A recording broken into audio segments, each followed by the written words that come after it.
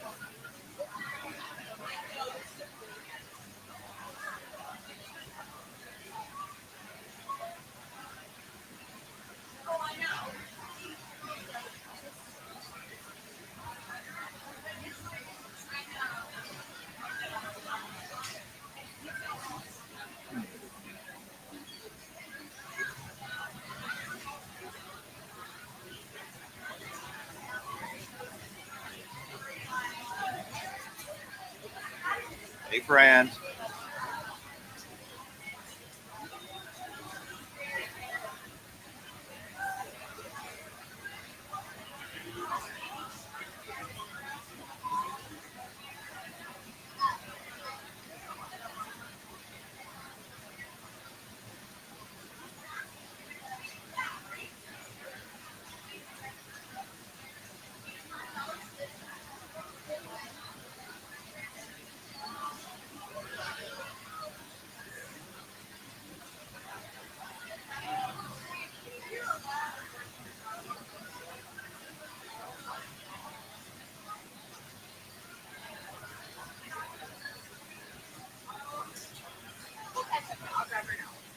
Someone put a snake around her.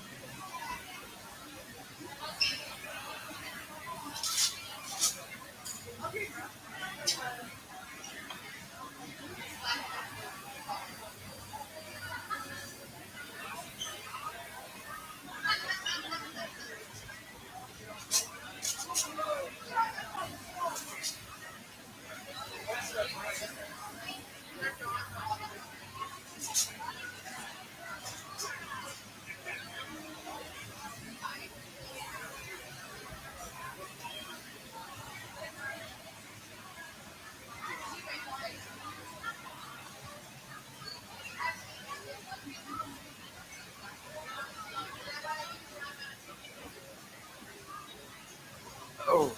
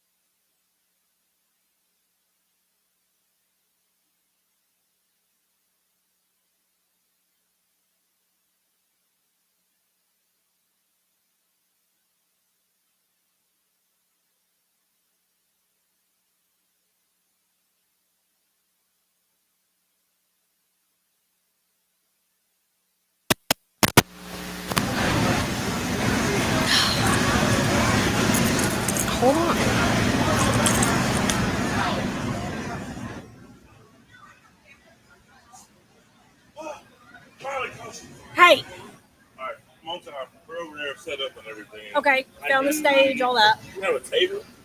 You have an extra table anywhere? What's up? What's up, man? Hanging right here in the biscuit. Yes, Oh, sorry, dude. Dustin. Whoa, don't. I'm sorry. Oh, my I shit. like the pants. Your shirt is in the merch booth. Tell him it's in that back little corner behind the little cauldron thing. Okay. It's got your name on it. Okay. When Dustin comes back in here, I'll have him get a table to you. Okay, thank you. It's got your name on it. You like it, the slow jams? Yeah, It's pretty good. I like it. I like the slow jams as well. It ain't too bad. We are at the Misfits Market and Expo, and I am here. That's right? And Expo. It's just Misfits Market. And Expo. You got to talk into this microphone. Oh. Bring it to me. I do. We're at the Misfits Market And Expo. and Expo at the Jackson Fairgrounds here in Jackson, Tennessee. Look forward to this every single year. I am here with Jessica Yap. Sup. Saw you. This Jessica Yap. So what's funny is I'm doing it different this year. I've got a list of questions that I'm going to go one by one. You get to pick 5. You're my first blood, so we're going to see how this works. So it's going to be a pick 5 situation. I will ask the questions. You pick them. I will ask them. And we go from there. So I feel like if you're having me pick the questions, you're kind of already asking them. Well, you don't know what the questions are. Oh. Okay. For instance, Oh, we're drawing. Oh. you draw the question. I like this. All right. So you just pick 5. Just hand them to me one at a time, I suppose. 1. A 2. Trying to get a deep A one. 3. 4 and 5. Oh, 5.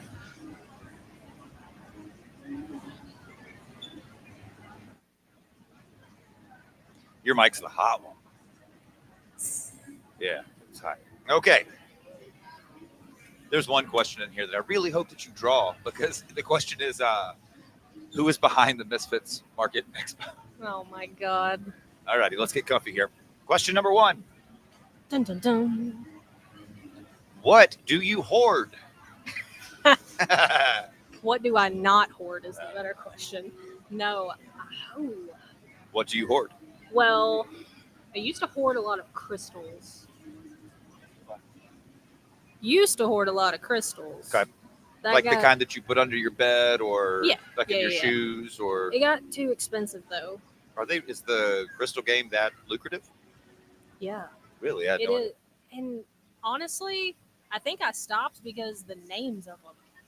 People no. would always ask, "What's this? What's it?" I don't know. A purple rock. I just got it because they look cool. I'm sure there are names that I couldn't pronounce. Oh yeah, like plants. I tried that too. Kind of the same thing. I've given you some plants, I think. Have I not? No, but I have some plants to give you. Yeah. Not the good kind.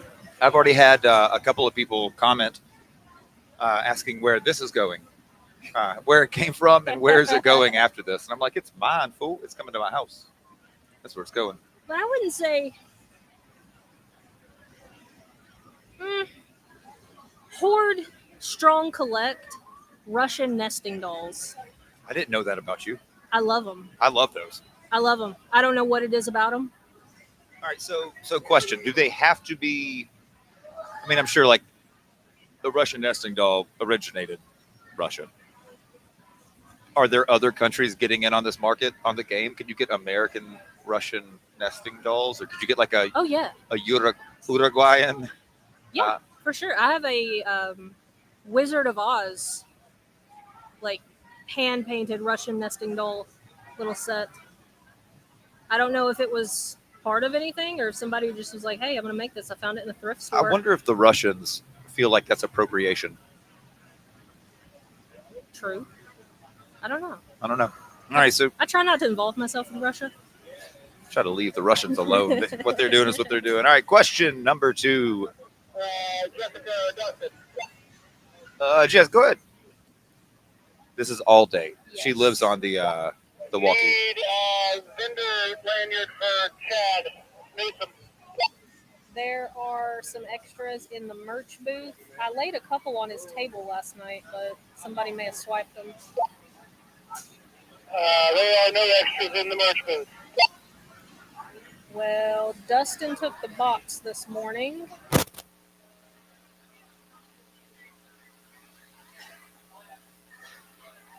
So when you're going to interview one of the big dogs, when you're interviewing a big dog, you know that you're just going to have constant interruptions. All right. So by the way, the questions come from this.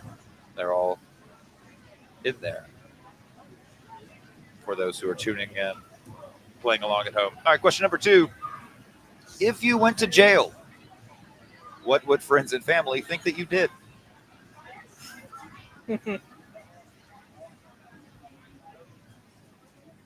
It would. Ooh. See, these are hard questions. These are good questions. Well, that one's hard because, I mean, It could be it could be a veritable plethora of bar fight. infractions. Bar fight. Bar fight. Most- It'd be a bar fight or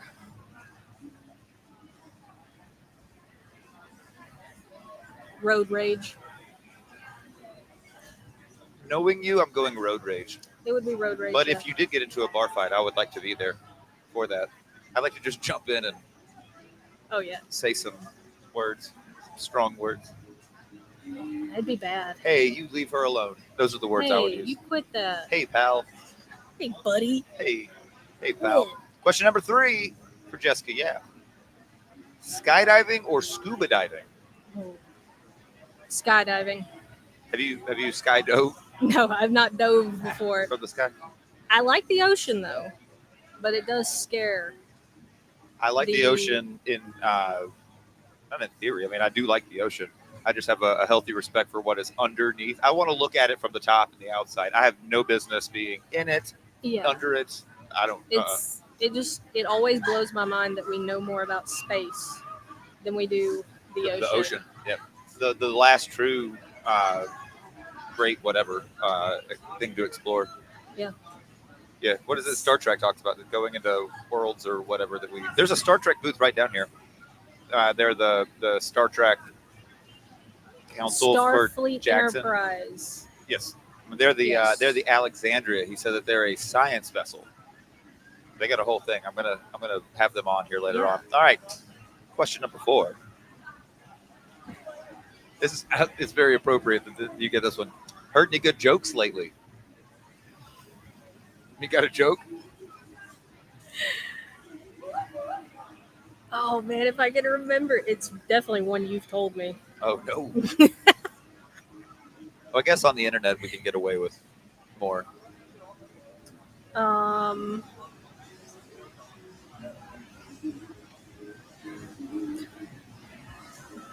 It wasn't a joke, but I mean, I don't know really how he took it. So I had this taxidermy deer head passenger seat of my car, and I go to Starbucks, pull up through the drive-thru, and he's like, "Hey, is that a deer?" I'm like, "Yeah." Was. And he goes, "Oh, what kind of deer is that?" Now, mind you, this deer has like been colored. He looks like he fell into a pile of toxic waste. Like, he's super cool. He saw the fur though, and it's like super dark. And he's like, "Well, what kind of deer is that? I've never seen one that color." And I was like, "It's dyed." And the guy looks at me and he's like I think he like I'm being a jerk or something. I'm like, like hair dyed. It's dyed. It's dyed. It did. It's dyed. That's actually really good. That was. All right. 5th and final question, because you're a busy woman at and about town. This is the most you've sat today, isn't it? Yes. All right, got you. Let me see how many steps I'm at today so far. 3,100 so far. Jeez, what'd you get yesterday? It was over 10,000. It was about. Hey, how are you, Brooke? I did about 13,000 steps yesterday. Lord. Yeah. Lord. All right, 5th and final question for you. It's a 2-parter.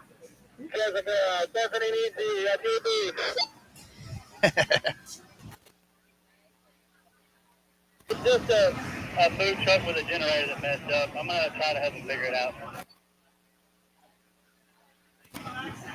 I think that's my favorite part of the walkie-talkies is the 10-4. 10-4, good buddy. 10-4. What's your 20? All right, two-parter question. Question number 5 for Jessica Yap. Part 1. What is something that should be legal that is not?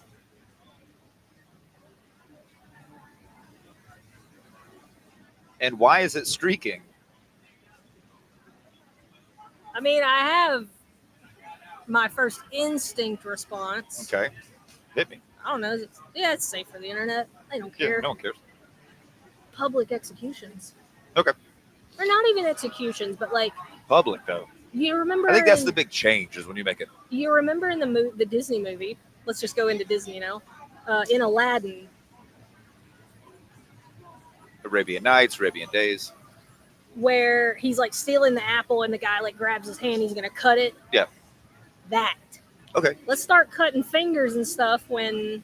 See how much more crime you'll commit. Yeah. A man with no fingers How's he gonna steal something? gonna have to get creative. Like Yeah. mouth. Just bite it and run away. Pull a tooth. Bite it, run away. Pull a tooth. Yep. There's people who drive with their feet. They don't have arms. There's people with no arms that drive with their feet. Oh yeah. I Yeah. have seen those. Yeah. Second part of that question, that was something that should be legal that is not. What is something that is legal that ought not be? And why is it private execution? Oh, there's a lot probably. What do I not like? Oh, we're just basing this off of likes it. What really grinds my gears? Yeah, oh, I mean, my opinion's the only one. Just kidding. Skinny jeans on men over the age of 50. Ooh. People that wear skinny jeans with strappy, men that wear skinny jeans with like the strappy sandals, Like the Jesus sandals or the like the hiking sandals. like Chacos. Yeah, with jeans. Skinny jeans. Yeah, because But I left mine at home today. I don't know. It's the jeans and the dogs out. Like I don't know. It's like what are you preparing for? What do you plan on doing today? Yeah. There's only a very specific number of things that one can do when dressed that way. I don't know. They usually. I don't know. I see them everywhere. I don't know what. I'm going to have to keep my eyes peeled. What when they wake up in the morning, you're like, yep, that's what I'm wearing. Like that's. And then you look in the mirror and you're like, and it looks good. In your mind, you're like, this is the move. And it's always tall guys that do it. So I think it's like there's so much leg and denim, and then you just got this foot. Denim. Is this becoming an intervention? I don't ever have my dogs out. Thank God. You've never seen my dogs. No. No. You always have socks on. I always have socks. Different socks. What color's on that foot? I figured. Yeah, of course. You got to let them know. Let them know what's up. Let them know what's up. I appreciate you hanging out with me for a second. What's the thing you're looking forward most to about your market? Which is all of our market. It is. A Misfits market. It is. The market for the masses. We do this for the people that attend. That's why we'll never charge admission, things like that. We just want people to come out. That is a really big deal. Yeah. I've heard so many people comment on the fact that it's free to come in. You don't have to spend $1. You can just peruse and be around the rest of the Misfits. Those of us who might not have somewhere else that we fit in. And that's the thing. I mean, if we charged, even if it was something like $2-3 at the door, that to me and Dustin, I'll speak on his as well. To us, that would just feel like that's a few bucks that would take away from all these people that put in so much work and time into their craft. And I would much rather that $2 get spent with them than me take it home at the end of the day. Sure. And I mean, $2 over the thousands of people who come through the doors every year, that adds up a whole lot. It does. That's money that does go back to the vendors. That's lots and lots. Yeah. How many last year did you estimate y'all had? So I want to say it was a little over 8,000. I know Dustin kind of did some math. It was kind of easy to figure it out by the food trucks in a sense, but now some people just be eating. Going back for seconds and thirds. Yeah. And there ain't nothing wrong with that. No. But I mean, judging by that, I would say a little over 8,000 probably. Okay. So we're hoping to get over 10 this year. That'd be cool. It's off to a hell of a start. It is. They were piling in before it struck 10. Yeah, I got here a little bit later than I had anticipated, and parking lot's already full. But I mean, it was just right about 10 o'clock, 10:15. Yeah, and it was already pretty full, and I'm always happy to see that. But no, the most I'm looking forward to, I just want to see people have a good time. I want the vendors to do well. I want the people that walk through that door to just feel included and just happy. I want them to just show genuine happiness and feel good meeting new people, seeing people they haven't seen in a while. Like, it's all about the community, whether that community is right here in Jackson or if it's our vendors that are coming from states away and How getting to many? see old friends. So That leads me to a good question. How many out-of-state vendors would you say, as far as like percentage-wise? yeah.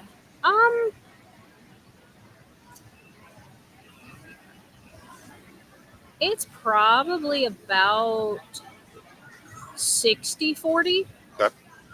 That's pretty good. I would say about 60-40. And now, if we're talking not out of state, but just out of this area in Jackson, we're probably like 30-70. I will say most of the people, we do have some returning people, but most people are newer, I would say. It's awesome. Yeah. I love it. I love the market. I look forward to it every single year. This is only my second year, but this is my third year to come. Yes. My second year to actually participate. Yeah. So I'm tickled to be here in the Well, same corner. tickled to have you back. Oh, pumpkin. Well, I'm set up over here in the corner. The Factory Round and Find Out booth here at Misfits Market, downtown Jackson, Tennessee, at the fairgrounds. Come see us. Come hang out. I'm the guy in the booth that's got a sign that says, answer 5 questions out the bucket. I didn't know how to write half of a guitar because that's not going to make as much sense. No. Have a conversation with a stranger. Come out and see us at the Misfits Market all day today till 6. 7. 7 today, 6 tomorrow. No. 7 tomorrow too? No. 5. 5. Hey, I'm just here for the ride. We're here till 7 today. Tomorrow on Sunday, we'll be here 10 to 5. Let me rephrase this question. So what are the hours? See, that's how you're supposed to do it as an interviewer. Yeah. Let you just answer the question instead of me guess. So the Misfits Market Expo is at the Jackson Fairgrounds, located at 800 South Highland Avenue, Jackson, Tennessee, 38301. Saturday, May 16th from 10 to 7, and Sunday, May 17th from 10 to 5. There's a sound bite for you right there. We got the clip now. Thank you, Jessica. Thank you. I'm gonna get that music coming back. You know what's funny is the music, which is one of my favorite parts. You can't hear it on the stream right now, so we're bopping, but nobody on the stream can hear it. That's good. Take it easy, girl. That's good. Bye.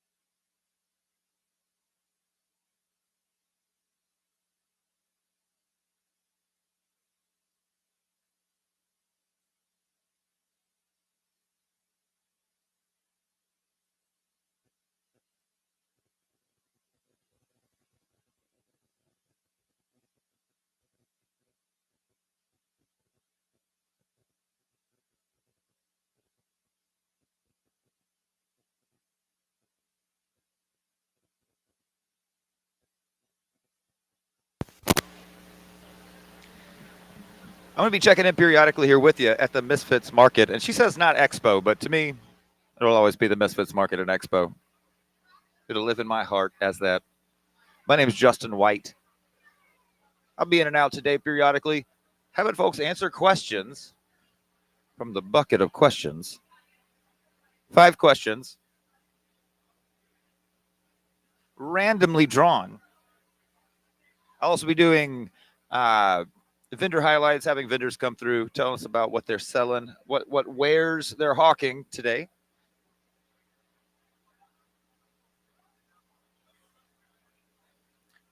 Jessica said it's 800 South Highland here in Jackson, Tennessee. That is at the Jackson Fairgrounds. What's up, my brother? This is the Jackson Fairgrounds. Come by. I'm in the corner near the food truck rodeo because you know I'm going to be where that food is. Come by and see us. Hang out for a little while, answer some questions, or just sit down, shoot the breeze, chat a little bit. The Misfits Market 2026. We're going to be here today until 7, she said. Tomorrow till 5. We hope to see you out here. Wish that the sweet jams that I had going on in my headphones were coming through so you could hear them too. I'll get on that for tomorrow. Maybe even later today. I promise.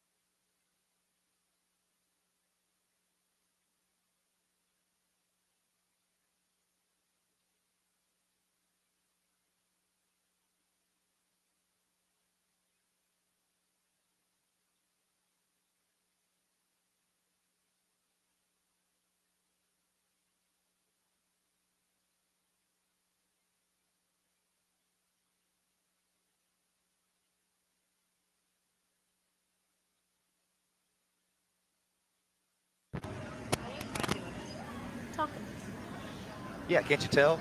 I was like, you may not have wanted me to move that. Sorry. No, you move it exactly where you want it. There we go. We're back at the Misfits market. I keep saying an expo. Yeah. She corrected me, and I was like, no. It is That's what it's called. Misfits Market Expo. Yeah, it's the Misfits market M expo. MME. MME. Thank you. MME. MME. Yes. Yeah. I'm here with my good friend, Miss Anna Johnson. What's the name of your booth? Tell everybody. It is Soul Gems. And it is kind of around the corner from where Smithologies is sitting. I make lots of whimsical, witchy, eclectic art. If you like anything that lights up, I have lots of lights that I have spent a lot of time burning my little fingers on. For a long For time. a long time now, yeah. I have some wreaths. Just kind of eclectic kitchen witch house decor is what I call it. I love it. Thanks. I need more of it in my house. I got you. Yes, you do. I owe you a housewarming gift. Anyway. Yeah, right. And some dangly earrings. Yes. You got to come shopping in a little bit. I'm gonna come over there and take a little gander at what we got going on. All right, so here's the game for today. I'm doing it different than I did last year. Okay. This year, what we're doing, you will draw 5 random questions Oh. without looking. Okay. I like this already. And I then love a will, game. Then I will ask you these questions. This 1, 2. Okay. Because some folks 3. don't be talking good. And last year I felt like I was Oh, not me. pulling up. Oh, I know. Your wife had a great one with me last year. Mhm. That I've gone back and rewatched She went that one. super hilarious, and then we went super like emotional and serious. Yes, but that tracks. yeah. That tracks for our Our relationships. Yeah, well, our record too. All right, so we got 5 random questions pulled from the bucket I'm excited. for Anna Johnson. Starting out with number 1. Let's see what we got here. Question number 1: silent but deadly, or loud and odorless? For me, I mean, is this a preference or like who I am? I guess that's what I need. I think it's about farts, Yeah. but I mean, do with it what you will. If you want to know what I do, I'm a loud person usually. My dad taught me how to fart like a man. But when the silent ones come, What's that stank about though? When they're loud, no, No. we're good. Now, if my favorite thing to do to Sarah is to fart very silently in the car and it just be straight death, and then not say a word and wait for her to go, "Oh my god!" Does it count as crop dusting when you're sitting in motion? If the windows were down, I don't know. but I mean, nobody outside the vehicle is gonna No. have this. Nobody will know until Sarah's out of the window like a dog. Exactly. All right. So for you personally, you're more of a silent but deadly. No, You're both. I'm a loud farter. I'll tell you. I'll be like, gonna fart. Or I'll Solid. tell you that I farted post fart. They say that couples that fart in front of one another have healthier relationships. We call it methane love. We do. We'll poot and we'll go pooted and we'll either say thank you or heard it. Yeah. That's love. Yeah. Question number 2 for Anna Johnson. What is your first memory that was not in a picture or a home video, or that was told to you by somebody else? An actual, your first coming online memory. Oh, it's not a good memory, but it is a memory. Of my parents being together in the same home. I was 2 when they got divorced, so the only memory that I have of my parents being together is that I was watching Sesame Street on TV, and my dad had gotten home, and he came in the living room and changed the channel, and I got really upset. And I remember my dad going, or my mom saying, "Rusty, she was watching that," and made him turn the channel back to my show, and then I was fine. And that's that's my very first cognitive memory. What's funny is most of the people that I've asked that question to, just like as Mhm. friends, it seems like it's always something traumatic. It's very rarely something good. Yeah. It's like my dad giving my first ice cream cone. It's like Yeah. that's never what it is. No. It's always like, I remember whenever I jumped off a swing that was too high and Yeah. broke my arm. Yeah. But it's Yeah, normally mine what it is. was my dad came in and turned off my Sesame Street, and I was like, "Hey, Rusty. Rusty." She was watching that. Mm-hmm. Okay. Question number 3. See, this is how we get to know each other better. I'm gonna bring this bucket on dates from now on. I love it. It's a good idea. Sarah and I do this all the time. That we really do have date night where we just ask each other questions. You can borrow my bucket. Mm-hmm. Cool. I love it. Guitar. I love it. Question number 3 for Anna Johnson. Name a celebrity that you just can't stand. Oh, I get a lot of crap for this, but it's Mariah Carey. I can't stand Mariah Carey. Why? I don't like her voice. It's just like I don't know. Like the songs themselves, not bad. Everybody has like an artist that can't stand the way that they sing. Like the I don't know. It's her timbre. It's her just everything about her voice. Cannot stand it. Cannot stand it. I don't know why. It's nothing personal. It's nothing about her personally. I think it would be funny if you had said Mariah Carey. I cannot stand her speaking voice. No, I don't mind. She can talk all day long, and like I said, it's nothing like about her as a person. It's just her singing. I can't handle it. I hate it. So I guess Christmas is extra hard for Oh you. my gosh. On top of the already understood. So there has been one thing that's made it better is there was like this viral video that went around of somebody singing like the harmony part, and it's just the same note over like the whole harmony part is just one note, and I found that really funny. So now I sing along with it, and that's the part I sing. Because you're classically known for being a heck of a harmony singer.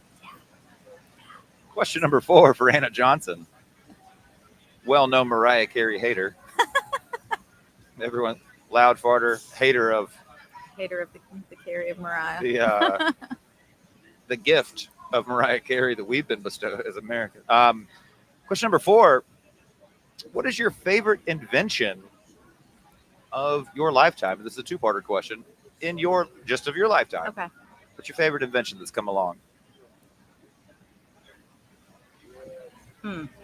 Which, 35 years or Yeah. so? Yep. I mean, I don't know. That's hard. I really don't know. I mean, I could say a lot of things, but it's more of a love-hate relationship.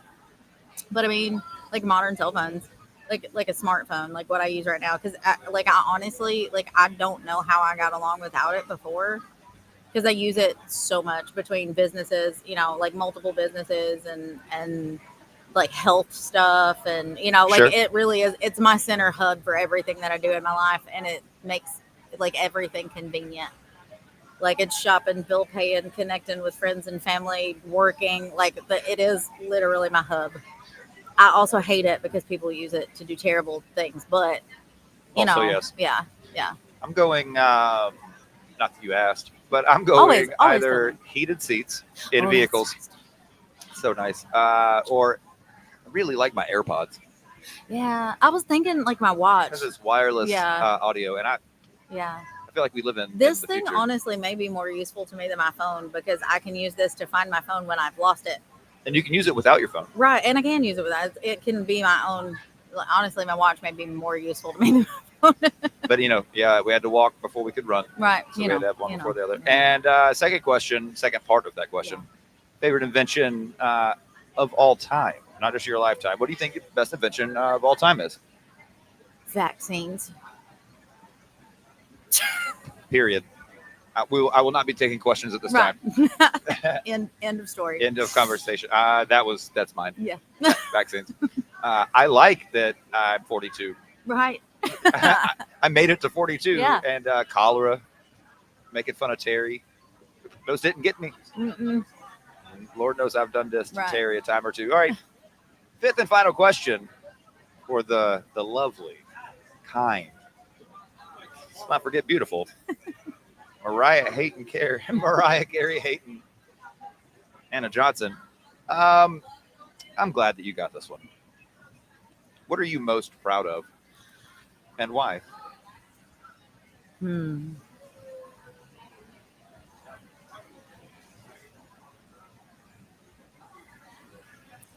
Honestly, it's gonna sound really conceited when I say it. So please let me preface this with like I'm not trying to be conceited by any means. But honestly, myself, In what way or why?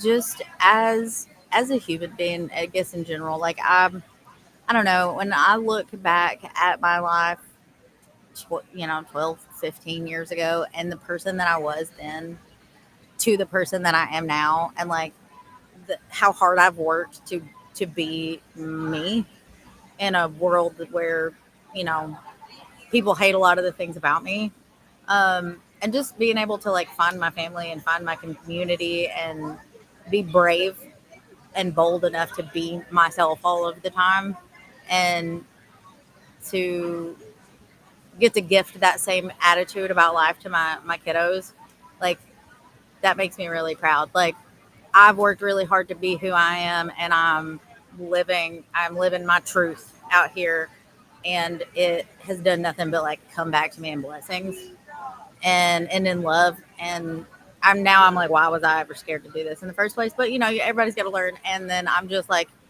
passing it down to like my generations of people that I've made and raised. So And doing a hell of a job I'm of it. trying. We had Russ running around here somewhere Oh, yeah. earlier, and that kid, you talk about someone who is his true self.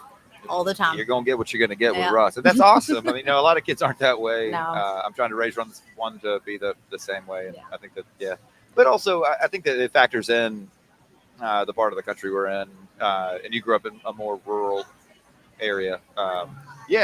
Which would be considered. I don't know. I don't know if it's offensive to say, but it's like a more alternative lifestyle. Yeah. Which No. to me, it's not alternative at all, and to you, it's not. No. It's just life. Yeah, it's just who I am. It's just living. Yeah. But to some, like you say, Yeah. because I wanted to touch on the fact that you said, people who want to hate you, Yeah. like they hate the way you are, and it's really not so much hate as it is just not Oh understanding. yeah, But and yeah, just not having the knowledge. I've actually like recently really kind of grabbed up with that because a lot of the times people want to ask me questions, whether it's about like my appearance or my marriage or whatever it is. They'll be like, "Can I ask you a question?" And I'm just so open. I'm like, "Yes, ask me a question. Ask me anything that you want to know, sure, and I will tell you an honest answer." And I have managed to. I won't necessarily say like change and the way people believe or anything like that, but I've definitely made certain things a lot less taboo. I'm like, we should be able to talk about things. We should be able to ask each other questions and like not be afraid that somebody's going to get upset about asking a question. So I don't know. And I feel like being able to be authentic whenever people ask me those questions, and regardless of what their opinion of me, it makes them look at things differently. So I don't also know. so long as I know that you agree with me on this, so long as you're not spreading hate, so long as the question comes from a genuine Yeah. desire for knowledge or new Mhm. information about what you're asking. I wish there was more of that. I wish Yeah. that people would be more that way. Now, Well- given there are some questions and there are some things that One of my favorite phrases that I use very often is, you can ask me or say anything to me as long as you do it in a kind way. You can call me every name in the phone book if you do it politely.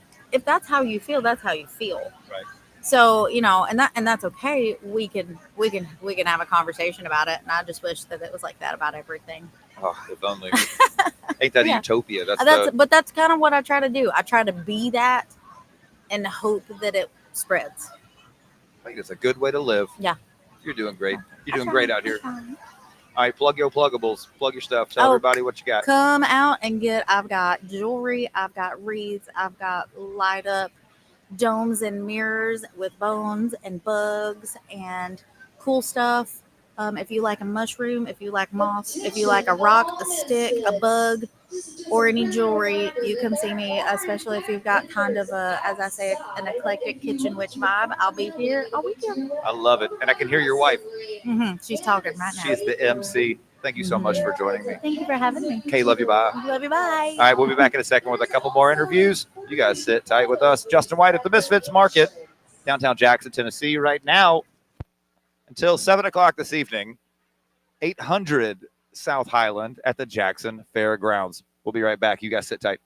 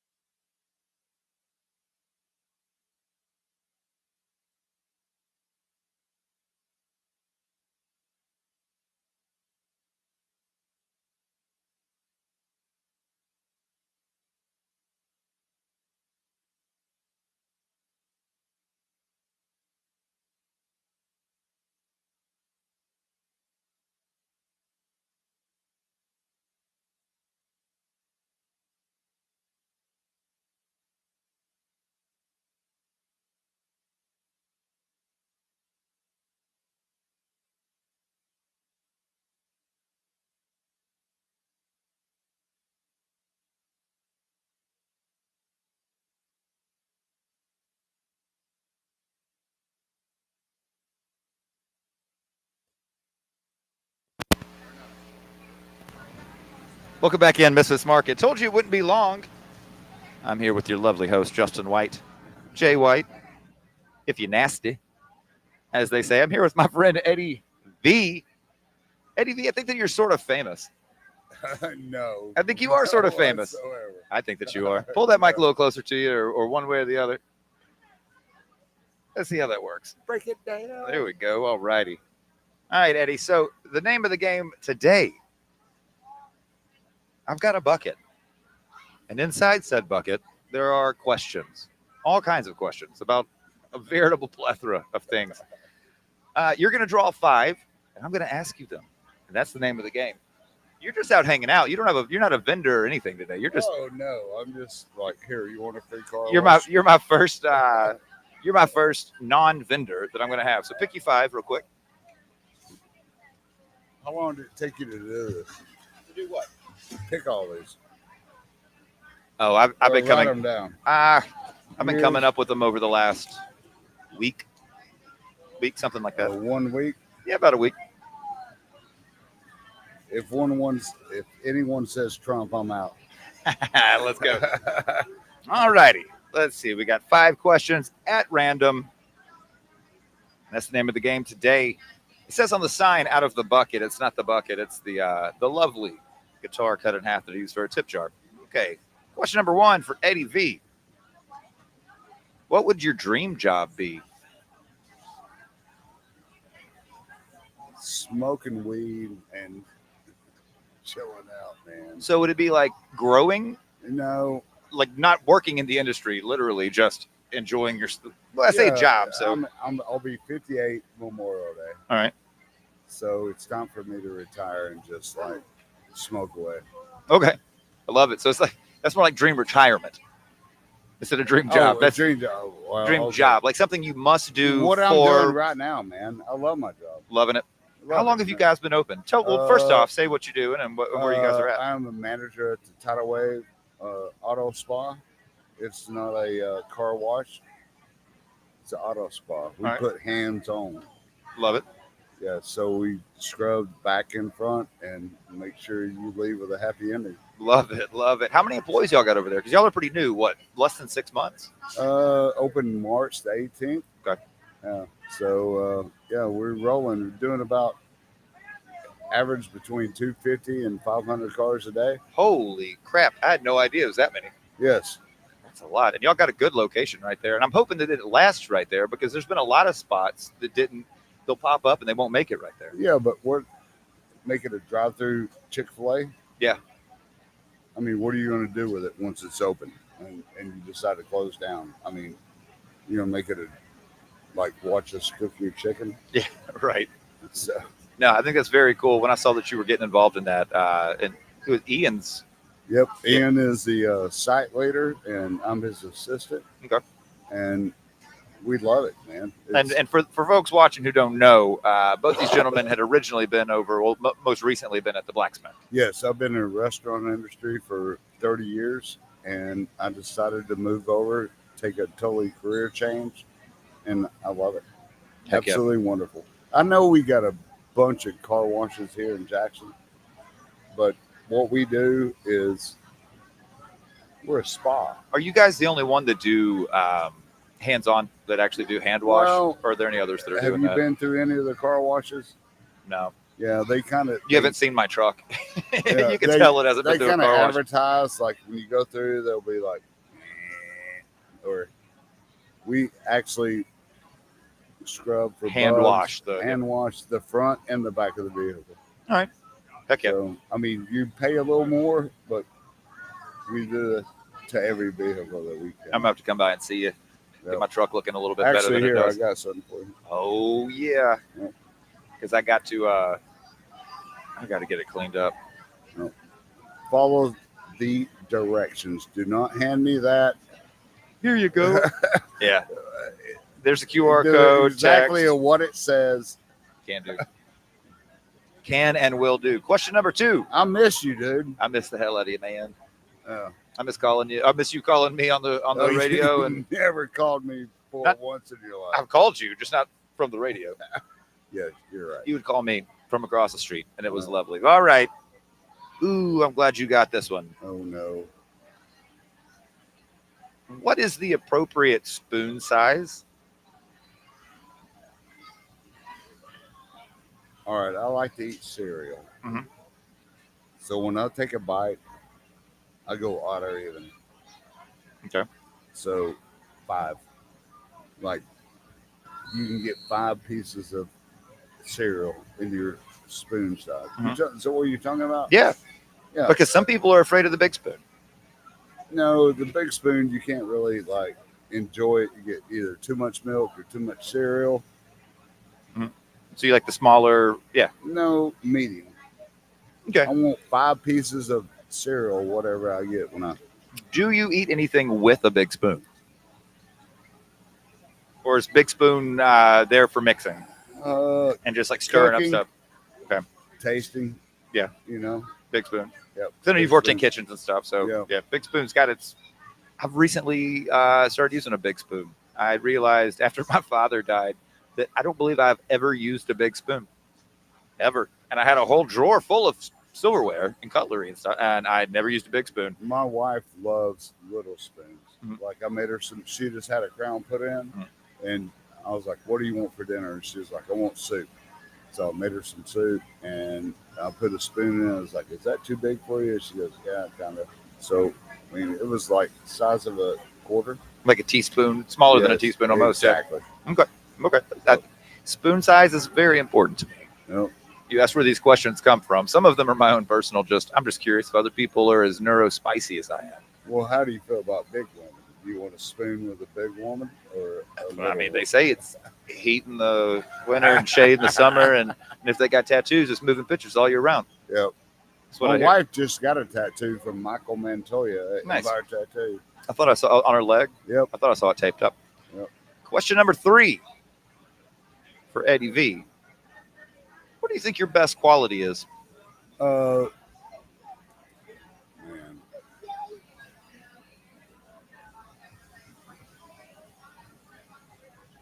Honesty. Have you always been an honest person? Always. That's always got me in trouble with work. Whatever I've done in my life, it's just being honest. Because honesty hurts people. It can, yeah. It can. I mean, that's just. Well, why is he like this? I saw a joke. It said the guy's interviewing for a job, and the person interviewing him says, "What would you say one of your worst qualities is?" He says, "I'm a very honest person." And he goes, "That doesn't sound like." Yes. And then he says, "That doesn't sound like a very bad quality." And he goes, "I don't give a damn what you think." And so it's like that's the joke. Only thing that's ever gotten me in trouble in my employment, my whole years of being employed, was being honest. A little bit too much. Yes, because I'm going to call you out on your. Can I say it? Yeah. Shit. Yeah. This This is the internet. We can say whatever we want to on this. Fuck off. Hey, we can say whatever we want to on this. Yeah, but no, people don't like being called out. No, man, And there's a difference in calling out and also just being straight up well, honest. they call it constructive criticism. Yeah. But that's a kind word to say that. Yeah. You know. That's a nice way of sometimes saying, "Hey, I think that you're doing this wrong. Yep. You could do better." Yep. All right, question number 4. 3. 4. 3. Question number 4 for very honest Eddie V. What's your favorite season? You've got some hard ones and some bubblegum questions today. Favorite season? Fall. Me too. Yeah, man. Early fall. I like early early fall. I like Early to mid. being able to go to the river and kayak or canoe and not be blazing. Yeah, not just burn up out there on the water. Electricity prices. Like Also fall, that. you can leave your windows open, in early spring. Absolutely. Yeah. I like the fall. I like the smells of the fall.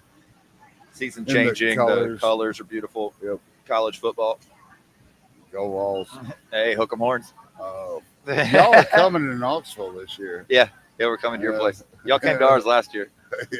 How'd No, that- we didn't. No, we came to y'all's place. No. Did we not play all last year? This will be the first time that Tennessee and Who was I thinking? Texas. Oh, Vanderbilt. We went to Vandy last year. Yeah. Vandy handed it to your ass. No, we broke Oh, their that's right, we broke that's their undefeated streak. Yeah, never mind. Sir. But no, It'll be interesting seeing us over at go Neyland. balls. Yeah, Oakland Morons. Hey, it's just different colors of orange, my man. Yeah, right. Yeah, burnt. Burn. All right, question number 5 for Eddie V. This is good since you've been in service industry and been around food. What do you think, in your opinion, is the most overhyped food that everybody likes? People always talk about this food, that, but you think that's just overrated. It's overhyped. Potato chips. Really? Yes, man. I would have never thought that. Potato chips. All right, explain yourself. I did. It's a fake potato. They say they slice them and cook them. It's just potato chip. I have a hard time believing that. No, I love. Well, all right, if you make it out of an actual potato, say, and you like deep fry it Lay's, yourself. Is Lay's made out real potatoes? I believe they really take it and they slice those. No, I believe what they do is they mush it into a paste, and then they harden the face and they slice off of that. Exactly. Yeah. So a potato chip's fake.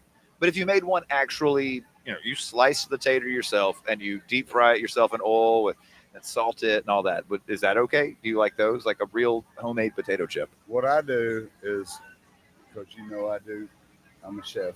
Yeah, and a Well, darn good one. now I'm an auto spa guy. I'll give you a happy ending if you want. I'll take my potatoes and I'll cut them about 1/8 of an inch thick. All right. And then I'll season them with olive oil and I'll air fry those. Okay. Air fryer's a big deal these days, Huge deal. and they're kind of cool. They speed up the time on a lot of stuff. Speed up the time, and I don't even have to put the oil on. I can just season it as it, pat it dry, put it in. So yeah, I love air fryer. Okay. So you're against like big potato chip, not homemade potato chips. You don't like big potato chip, like the big companies. No, I love Fritos chili. Okay. Cheese. Those are good. Yeah, those are good. Those are good. Suck them like you want them. I like the Fritos scoops, the big ones. Ooh, I like that. I love Fritos, but that's too much chip for me. It's like with me and potatoes, like I love potatoes. And that's a corn chip. Yeah, corn chip. Yep. I don't like mashed potatoes. I'm sorry. What? It's too much potato. Well, it's what it is. It's just potato. That's the whole point. And butter, and you have chives or whatever. But yeah, there's too much potato. See, I've never met a potato I didn't like, Eddie. In all forms: potato chips, French fries, tater tots, twice baked potatoes, mashed potatoes, au gratin. I mean, you start naming taters. I like all the taters. Cheesy tater tots. Love it. Which I had to go get from my wife at Sonic. Absolutely love it. I tell you one thing. I went on a binge where for 4 years I didn't eat anything corporate. I remember that. Yep. Mm-hmm.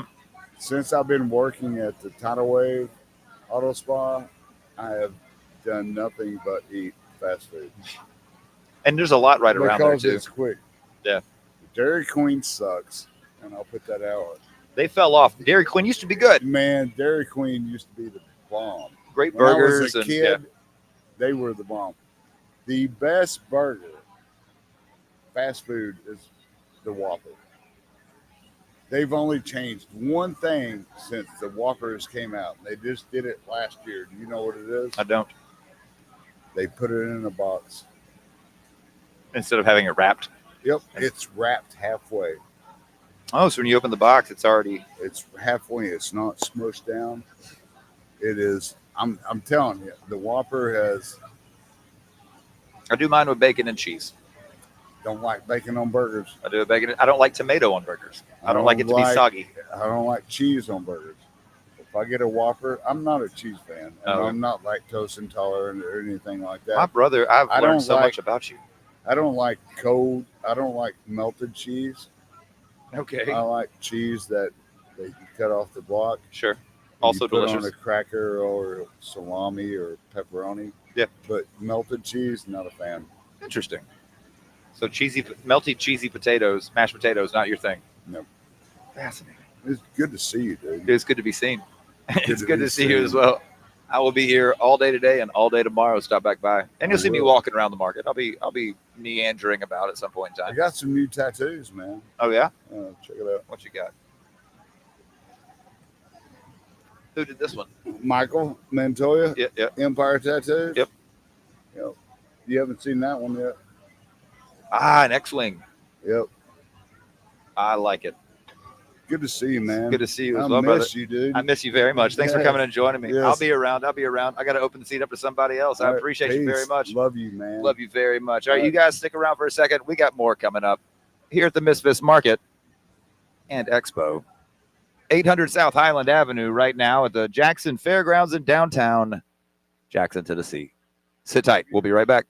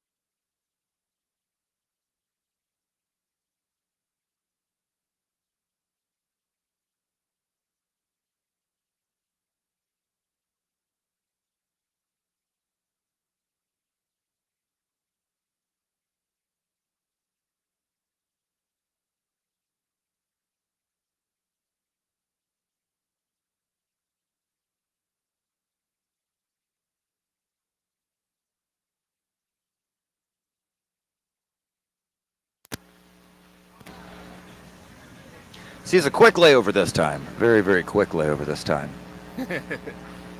All right, pull that mic over on closer to you. There we go, my brother. There we go. There we go. You like that background music? Yeah, it's kind of vibey. It's a vibe. To me, it's just easy. It's one of those like soft, chill kind of. I think it's called synth wave. Yeah, I'm a hip hop guy. All right, all right. So I love the beats and all that. I mess with hip hop. I like hip hop quite a bit. All right, tell everybody what your name is. What's your name? Hi, I'm Sam. I am. Sam. I am. That's good. That's good. I am a independent hip hop alternative artist out of Memphis. Okay. What part? I grew up around Shelby I Farm. think I've been a Memphian for quite some time. You and I know each other. Where from? Rock House Live. Oh, shut up. You're that Sam. Yeah. Is your last name Wheatley? Yes. Dude, I see. I remember. Conversations with a semi-stranger. Oh, Lord. It took me a second. Yeah, the old Rock House, man. The one used to be the Poplar Lounge. Yes. Yeah. Correct. Over there on Poplar. Man, how's the hip hop going for you? You hopping the hips? Good. Running my own label called IGH, Independent Grind Hustle. Dropping my third album, June 26th. Okay. Anthologies. And really just kind of building up the underground scene, the juggalo and all that kind of deal. Sure. But yeah, we're out here working and just, it's crazy. You gigging much? On and off. Last year was my busiest year. I opened up for Lil White. I opened up for DJ Paul, did shows in Indiana. Like I was everywhere. That's awesome. This year I'm dropping the album, but I kind of need to take some mental health days, I totally understand that. Where can people find your stuff online? If you go to any streaming service, type in Sam I Am, one word, and then look up Maverick, because that's the album. There's like 5 other bands called Sam I Am. I just want to make sure y'all get to the right one. Or if you go to YouTube, look up again Sam I Am Pyrite is a video I just dropped. So it's a quick way to find my stuff. Pyrite. Pyrite. Pyrite. Yep. Very cool. All right. So the name of the game today, we're drawing 5 questions All right. out of the guitar at random. Any 5 you want. Don't look at them. Hand them to me, You. and I'll ask you the questions. Fair enough. Do your thing. Do your worst. Make sure there's a snake down in here. Oh yeah. Yeah, that's the trick. That's the joke. Oh, you pull 4 more. Okay. Do them all at once. You do it all at once. All right. 1, 2, 3, 4. All right. All righty. All right, here with Sam I am at the Misfits Market and Expo at the Jackson Fairgrounds. Come down and see us. Be here till 7 o'clock tonight. Be here until 5 o'clock tomorrow on Sunday. First question for Sam I am. What would you, if you could, what would you tell your childhood self? Hold on to the dreams you have.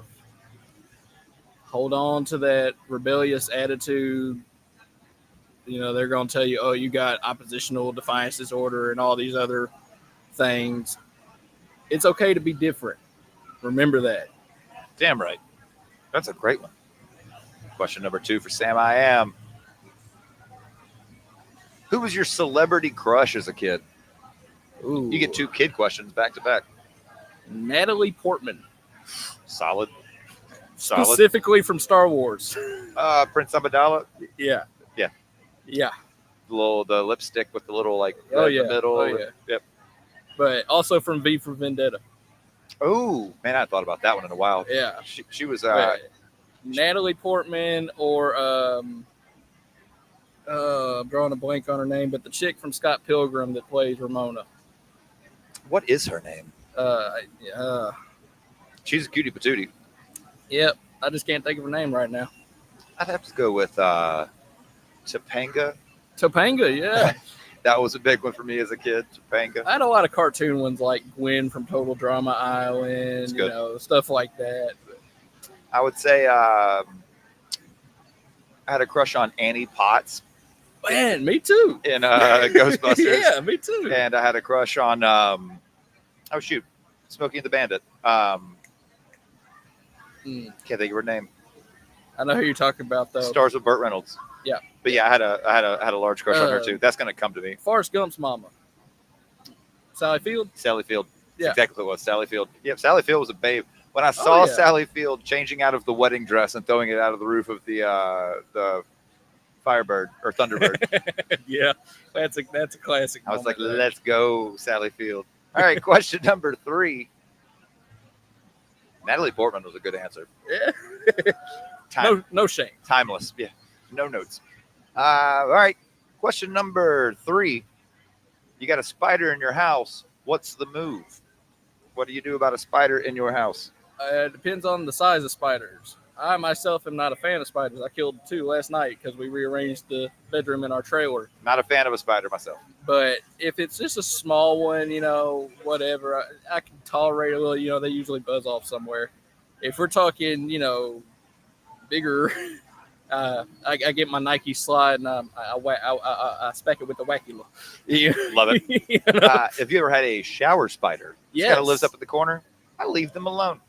No, mine wasn't up in the corner. I was like 7 or 8 years old, showering at my grandmother's house, and there was one on the curtain. See, that's different. Coming towards me, and I flipped out. Yeah, that's different. See, they gotta know. They gotta know where they are allowed. Yeah, Curtain boundaries, man. No, Boundaries. Yeah, boundaries. Yeah. Come on, spiders. Like if I had a corner shower spider, yeah, of course you can eat the bugs and Now, take care of. a garden spider. I mean, I love the yellow Outside. or outside, whatever. Not a problem. But I see these, whether it's AI or people just sharing their pet spiders, and they got like the giant tarantula in their hand. Don't I'm like like, no, see, because Nope. when I was 3, my dad took me to see the 3rd Lord of the Rings, and Shelob kind of traumatized me for life. That's a big spider. that big and, spider. That and Aragog. Okay. Yeah, no, I'm not a big spider. Those person. were my introductions to spiders. That and 8-legged freaks. So like, it just always, it's like, nah, I'm Wasn't good. there a big spider in the original It? Stephen King. Yeah, but that wasn't as. I thought there wasn't that. I think that was my introduction to. Oh my gosh, I don't like spiders. I could see it, but that was more like an alien creature. When I saw that, it wasn't so much of a spider. It had like the legs, Sure. but the face was like alienoid, and it's like, okay, that's kind of goofy. It's all right, but Please, thank you, Dustin, saying he's going to close the door. oh yeah, Even better. oh instant. Instant. See, isn't that lovely? Ask and you shall receive. You You- shut the door, and the wind just went. You're doing the thing. You're doing great. It will get colder. All right, question number 4. I love this question. I came up with all these myself over the course. Nice, Yeah, I came up nice. with all these questions myself over the course of the I last love doing interviews too. week or two. Man. Oh, it's fun. I like interviewing better than being the interviewee. I would much rather be the interviewer. I like sending my people questions like, "Hey, these are some things you could ask," because they're like, "We can't ever think of questions." I'm like, "I got a bucket of I them." was going to say that's never a problem for me. I can just Yeah. I can just go and go. All right, question number 4. Question that I'm very glad that came up this early in the day. What is a conspiracy theory that you are convinced is true? Ooh. I try not to dive too deep into certain ones because I got bad psychosis. Okay. Like at one point, I legit thought the Earth was a simulation that was going to stop at any moment. But why not? Well, Trust I me, was know. 21 and had just done a bunch of edibles, my friend. I was not ready to go. It will do it. But That's funny. my conspiracy theory is that, and it's kind of, I don't know if is it a conspiracy if it's been proven somewhat true. I don't think so. I think that Well, that's whenever legally, yes, because conspiracy is multiple acts conspiring to commit something. by definition, sure. I think that we'll limit it to ones that have not been proven at all to be true or false. And I am listening to you. I'm checking like No. 3 things at the same time for the stream. I believe that political assassinations, a lot of them, not all of them, you got to say that on the front end, are planned. But not just because, oh, we need some kind of spectacle. If they fail, it gets the eyes on the person, makes them look stronger or whatever, right? But usually if it succeeds, it's one that shifts the power balance. And as we all know, that game is one big game for power. Oh, that's all that it is. So, yeah, that's all I'm going to say on that one. Right. But when it comes to things like that, I also, the music industry cloning, or the Jim Carrey one, very interesting, because I like looking for little details people don't think to look for. I've been messing with Jim Carrey lately. Yeah. It's kind of strange, isn't it? Also, since we're on it, what do you think about people saying that the new Jim Carrey is not Jim Carrey? Well, that's what I mean. Like, He started talking too much. They were like, nope, that ain't going to work. you look at, it's not even just how he was talking. You look at the eyes, you look at the facial structure. It doesn't look like him. It looks like, it doesn't look anything like him. It looks like when you're rendering the sketch for the police report. Absolutely. Well, and he is he's classically been known to be staunchly against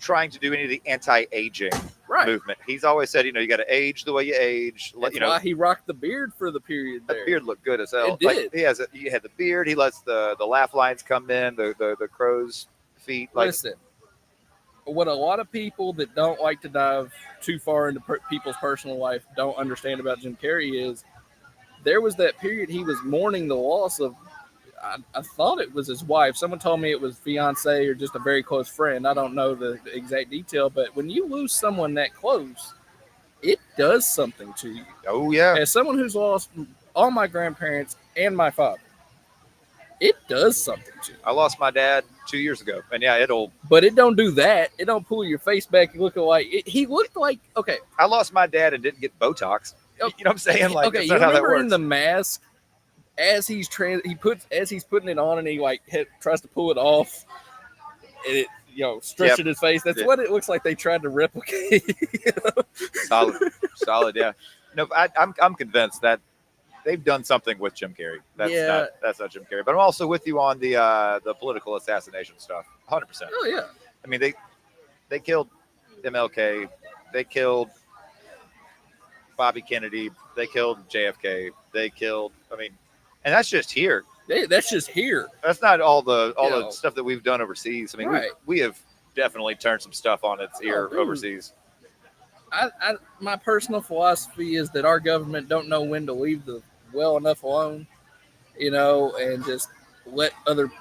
It's like the conversation about cultures. Someone goes to South Korea, they're Muslim, and they're like, "Oh, well, how come you have so much pork on the menu? You're not respecting my culture." No, you came to that person's culture. That's how I look at the government when they involve themselves in matters that don't necessarily need to. Well, and it's also when you look deep into it, a lot of times you're like, oh, I guess we did have some involvement because of the oil or because of the minerals or the power. Well, it had to start somewhere, right? Absolutely. George Washington days, we weren't sailing our wooden ships over to, Africa. Well, we were, but, They say the spice trade was still real yeah, big. I was about to say, we weren't going and involving ourselves in the other wars going on in the world. It wasn't really until World War that became a big thing. But I like going back, because my dad was a history major, history teacher, scholar, all that. Going back and looking at the whys and what differences, like the fall of Rome, because my bloodline is Roman. So it's like, oh, you like to know where this comes from. And somehow you eventually get on like politics started here. And then, we dipped and dabbled in things that we maybe shouldn't have dipped and dabbled in. Well, it's like starting with, having nomadic tribes. Yeah. Hunter-gatherers and I love nomads. Then all of a sudden you start having like the Sumerians. You start having these other civilizations that started forming any sort of like a legislature or a hierarchy or, here's a question. It's human. Somebody wants to be in charge. Here's a question. All these people nowadays that get these vans, like, the panel vans and sometimes RVs themselves, and live just from station to station, going around. That's how they are. Would they not be considered modern day nomads? Living in your van, traveling. The van life, the RV folks, yeah. And I mean, that always has been just cool to me. Like, it's bikers talk about having that ultimate freedom when they ride. It don't get no more free than you live in a van and can go wherever you want as long as you got gas. Just uproot and go somewhere else. Yeah, and a lot of those folks, not all of them, there's a large group of them that fall under the or consider themselves to be sovereign citizens. Right. Yeah, that's a whole other. That's a whole other. You cannot be a sovereign citizen and live in the United States of America. No. In my opinion, it's like, but I'm off the grid. You're not, because you're driving a vehicle. If you want to, you're not off the grid. It's like the Amish that use electricity. It's like difference in Amish and Mennonite. That whole thing. All right, question 5 for Sam. Final question. Yeah. What was the best birthday you ever had? How old were you? And what was it about? The best. Okay, I didn't have a whole lot of parties growing up. There were only a couple times that happened, and they were fine. Honestly, I think the best birthday I can remember was my 21st, even though it happened during COVID. Okay. Because it was 2020. I went to Rock House Live, where we talked about earlier, and they already knew me because I had lived there. 2019, I was living in the bar and out back. Yeah. So my 21st birthday comes around, and now they're like, "Oh crap, he's officially legal." And it was, I ain't trying to get anybody in trouble. I don't think any of them are there anymore, but it was Brendan and Brooklyn. I remember both of them well. Yeah. Were my bartenders. Brendan goes, "Oh, we're going to give you a 4 Horsemen shot." I remember them doing the 4 Horsemen over there. Which was, for those that don't know, all 4 types of whiskey into one shot. And Brooklyn at the time was on a kick with Rumpelmints. And I had already had a Malibu, and a shot of Jaeger, because that was what I drank. People were buying me tequila, all that. You're just mixing everything in your stomach. I was the walking mix tank. Right. Eventually I had to go to the bathroom. Apparently was in there a lot longer than I thought I was. 4 hours to be exact. I did not remember that. Okay. They Uber me home. They go, "Hop in, you're going home." But yeah, I'm like, okay, whatever. I get home, I sit on my porch, and I look down, just kind of to breathe for a minute. I look at my phone. It's been 3.5 hours. I passed out on my porch. But yeah, that was Happy 21st. 21st was the one I can remember. There were many I don't remember. I have brain problems, but last year, my fiance and I, we had a good time just eating out and kind of celebrating the day. But What is your birthday? June 19th, You got one coming up. got one coming up, about to turn 27. 2 days prior, I will be playing a show at Haven House in Memphis. That's a cool venue. That's a cool spot. I've never been. I am so excited because It's I've done cool. high tone and I've done growlers and all these. I've never done Haven House. Haven House is cool, and I like what they're doing with the place. I like that it's kind of a DIY venue. Yeah, in a lot I of ways. love that. And I like that a lot. When I lived in Nashville, I went to a lot of shows in houses, but never could get on the card for some reason. Do you remember? Well, I don't think you're old enough. When Black Lodge was over in Cooper Young, Yes. they used to do all kinds of neat Yes. shows. I never got to go to Black Lodge, but I remember it. Yeah. Like, That was a cool spot. yeah, man. I enjoy that. I mean, you can watch movies as well. I mean, they had a huge VHS collection, and Yeah. it was heady. Man, I loved that. I never got to go in. Like I said, I would do shows at High Tone or go to a show at High Tone and see it and be like, oh, I got to go over there. And then it closed. Right. So it's like, Well, the High Tone's open over on Cleveland. They had, well, it was where Growlers was, and then it moved down Cleveland closer to the concourse, and now it's back towards Poplar on Cleveland. Yeah, yeah, it's a cool spot. It's a really cool spot. it is. You know, I'll try to go check it out. Well, tell folks where they can find your music. Well, you got to plug your pluggables, man. Yeah.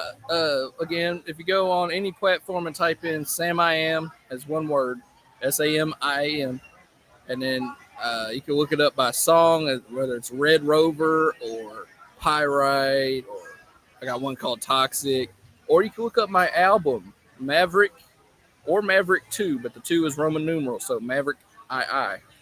That'll take you to where you can hear my music. My Instagram is SamiAm_IGH. And if you look up Independent Grind Hustle on Facebook, that is the page for my label. And we are actually going to be working on making our own podcast. We used to do this radio show called IGH Radio. We're going to try to bring it back. We just had to rearrange some pieces. But yeah, that's Very cool. pretty much where you can find me. Again, Haven House, June 17th. If you're interested in local shows, it's not just a hip hop show. There are punk rock bands playing on it too. So Nice. it's going to be a nice little blend. But yeah. A little something for everybody. Oh, yeah. I love it, Sam. Appreciate you spending some time with me this afternoon. For sure, man. Good to see you again now that I remember who you are. Absolutely, dude. Absolutely. All right, we're going to free this one up and bring some other folks on. We are at Misfits Market and Expo, downtown Jackson, Tennessee, 800 South Highland at the Jackson Fairgrounds. Come get you some. There's vendors. There's food trucks. They just closed the door on me, but I could smell it. It smelled delicious. Come out here and see us. I'm over in the corner. I got the big sign up says Fact Around and Find Out. That's the podcast. That's me. I'm Justin White. Come see us. We'll be right back.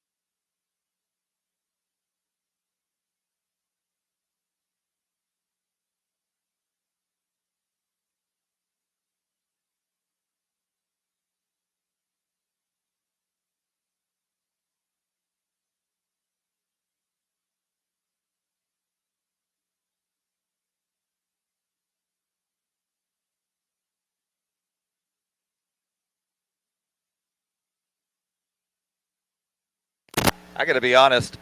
This is one of the worst of the slow jams that I've had so far.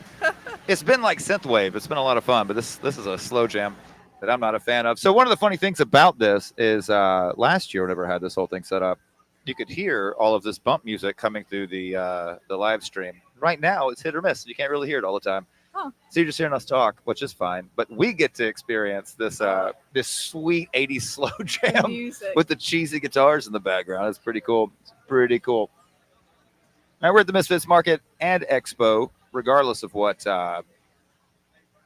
Jessica Yap says. It is Expo. She balked at that. I was like, it's Misfits Market and Expo. She was like, yeah, Expo. I was like, it literally says MME on the, it's on the name, it's on the badge. What else would it be? I don't know. I think she's tired because she's been here for days and has not slept very much. Oh, Her yeah.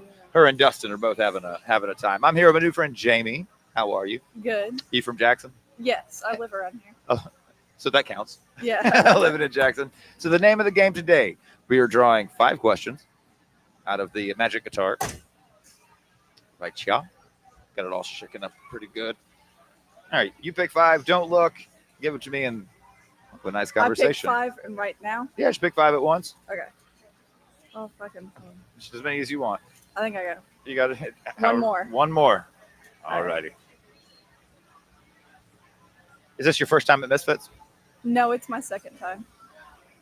This is my 3rd time. Yeah, it's my 3rd time. My 2nd time working it. 3rd time coming. I went to the one at what is it? Civic Center. They did the Civic Center the first 2 years. Yeah, because this is the 4th. I have to look at my badge. Yeah, this is the 4th. All righty, Jamie. Let's see what we got. Question number 1. What's your favorite movie quote? Oh, I'd have to think about that. Could you count musicals? Yeah, of course you can. I think it has to be Cabaret, where Sally Bowles says, "It's just politics. So what does that have to do with us?" Good. That's solid. No, of course you can use musicals. I was a musical theater kid growing up. I did theater and all that. Love it. Absolutely love it. All right, question number 2. Heard any good jokes lately? You know any good jokes? I gotta think. Oh, what's red and bad for your teeth? What? A brick. Okay, I like it. I like a brick. All right, number 3. Question number 3 for the ever violent Jamie with the bricks. What's the best concert you've ever been to? I've only ever been to one. It was the Weird Al concert in, I think it was Memphis. Was it in South Haven at the amphitheater outside? Yeah, I was at that. Yep. I'm not good with locations. At Snowden. That's so fantastic. His band is incredible. I really loved it. He got down and like ran through the crowd and stuff. Mhm. That one, that's what I thought. That's what I thought. Weird Al. That was not what I expected. Not what I expected. What's your favorite Weird Al song? Word Crimes, I think. Good. I remember I got Running with Scissors. That album had Like a Surgeon and all those on it. That's a good one. It's a good one. And I used to listen to it on tape, on my Walkman, mowing my grandparents' yard. That ages me a little bit. All right, here's a good one. Question number 4. Would you rather have a trampoline for a bed or a slide for stairs? Mind you, this is every day for the rest of I your was gonna life. say- This is not like a one afternoon situation. A trampoline for a bed, because with the stairs are an up and down thing. Mhm. So I'd have to climb up the slide. See, now we're thinking. And I don't want to climb up a slide every time I want to go up the stairs. Sure. But I've laid on a trampoline before, and they're okayly comfy. And if you were to allegedly be into any mind-altering things, be it alcohol or other substances, I really feel like the slide would become a bigger problem. You just have to fall asleep on the first floor. Yeah, this is where I live now until tomorrow. Yeah, and the trampoline, I could get down with that. I mean, it wouldn't move that much. I don't Yeah, think. and it'd be pretty comfortable because there's not really anything under it. This is true. Now, finding like a fitted sheet to fit a trampoline. Well, actually, there are rectangular trampolines, That's true. like in the Olympics and stuff. They Yeah. have rectangular trampolines. Might have to get a trampoline bed. Question number 5. This is a 2-parter. As a driver, do you drive? Yes. Operate a motor vehicle? What's one of your pet peeves as a driver and operator of a motor vehicle? When they're switching lanes and they don't turn on their blinker for the lanes, something about it makes me a little anxious. Does it apply to just changing lanes or if they're turning in general? Is it just the lack of use of blinker overall? Yeah, lack of use of blinkers. Yeah. Because fuck those people. They're inconsiderate. I just like when to know where people are going around me. Dude, I take it to this level. I think that there should be 2 sets of blinkers on the back of both vehicles. That way, if the person in front of you is turning, I could turn on my secondary blinker to let the people behind me know that this butthead's going to turn soon. So they don't think that I'm slowing down for no reason. And it gives everybody a little bit more time. See, that's the thing. I've been told that I'm way too considerate about other people on the road because I don't want them to think that I'm being mean to them. Yes. But I don't want people to think I'm slowing down for no reason. It's just etiquette. Yeah. It's just being kind as you're operating and traversing the roadway. I think that. Ooh, I'm gonna have to teach my daughter how to drive, and because her mother sure as hell is not. I swear, every rim on her car finds every curb in the I get it. yeah. Not me, not me. All right, second part of that question: what is the pet peeve that you have as a passenger in a vehicle? Hmm. Let me think.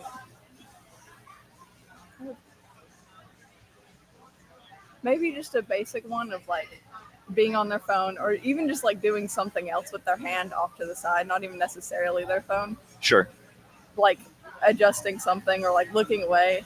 It Well, makes me anxious. As the co-pilot, you have a job. Hmm. I can do any of this for you. Exactly. I'm big on handing my phone to my passenger, be like, can you text them back? Or who is that? Can you look and see who it is? Yeah. And they're like, oh, yeah, it's so and so. All right, well, my passcode is all zeros. Unlock it and tell them whatever.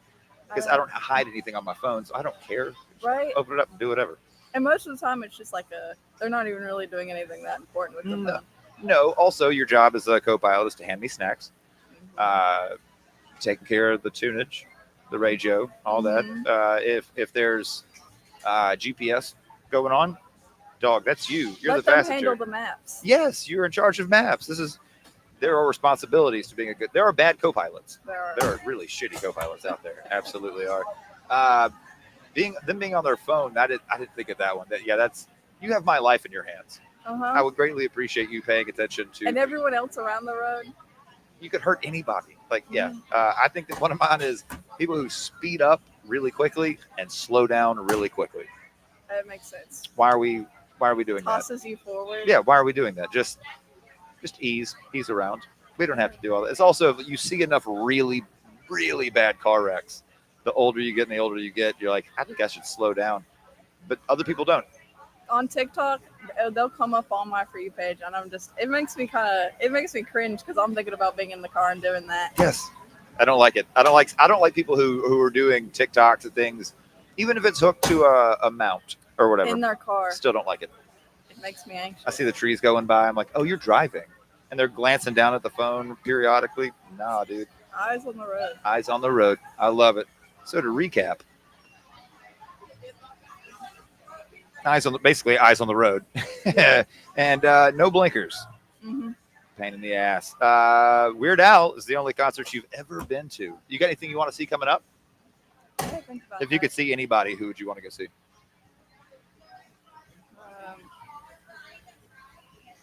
Mitski, I think. I mean, that's a basic one. I'm That's sure a not lot basic. of people see that, but I love her music a lot. I think she's a really good poet, and her songs are emotional. I love it. I love it. I don't try to yuck anybody's yum on their music taste. That makes sense. It's what you like. It's what you like. If it moves you, then great. Favorite movie quote was not a movie. It's a musical. It's a musical. That's still a good one. Mm-hmm. It's my favorite. How many times have you seen it? 3 times. It's free on YouTube, so I rewatched it, and I wrote a college essay on it. Have you ever seen it in person? No, I wish I could. I think it came through the Orpheum. It's been probably 10 years ago. I saw it. It was good. We're going to have a trampoline for a bed instead of slide for stairs because. And oh yeah, your joke. It's a good joke. My dad loves to tell that one. It's a good joke. So this is your second year, you said? Mm-hmm. Second year. Who's your favorite vendor you've seen so far? The people who are selling the exotic pets. I don't know who they are. Oh, right over here. Yeah. Man, every year they have the coolest stuff. I've got a friend who's actually in a booth over here that called Soul Gems, and they have to stay away from that booth because they left last year, I think, with 2 or 3 snakes. They always leave with something. I don't want snakes in my house. We have one. It's technically a friend. We're keeping it for them because their mother doesn't like snakes in the house, but I like the mother already. I don't want snakes in my house either. But it's a really cute snake. I don't know what it is. What's the difference in a cute snake and an uncute snake? What makes a snake cute? Their eyes and their mouths. Their mouths are cute to me. Are they not all the same? Yeah. All snakes don't have the same eyes or the same mouths? Yeah, but I think all snakes are cute. So. Okay. That makes a lot more sense. Well, I enjoyed the conversation very much, Jamie. I did too. Is this your first time being interviewed? Yes. I think you did a great job. Thank you. I think you did a great job. It was lovely to meet you. Lovely to meet Absolutely. All right, we're at the Misfits Market, downtown Jackson, Tennessee, at the Jackson Fairgrounds. Y'all come out and see us. We're going to take a quick break, a little pause for the cause. We'll be right back right after this.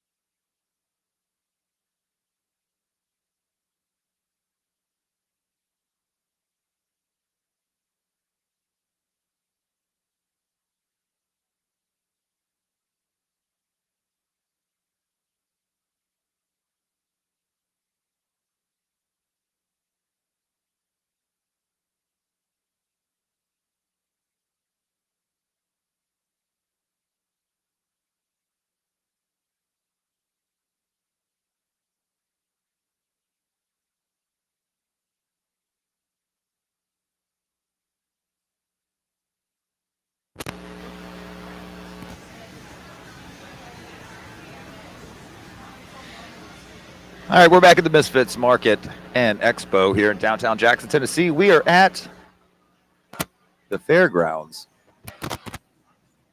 here in downtown Jackson.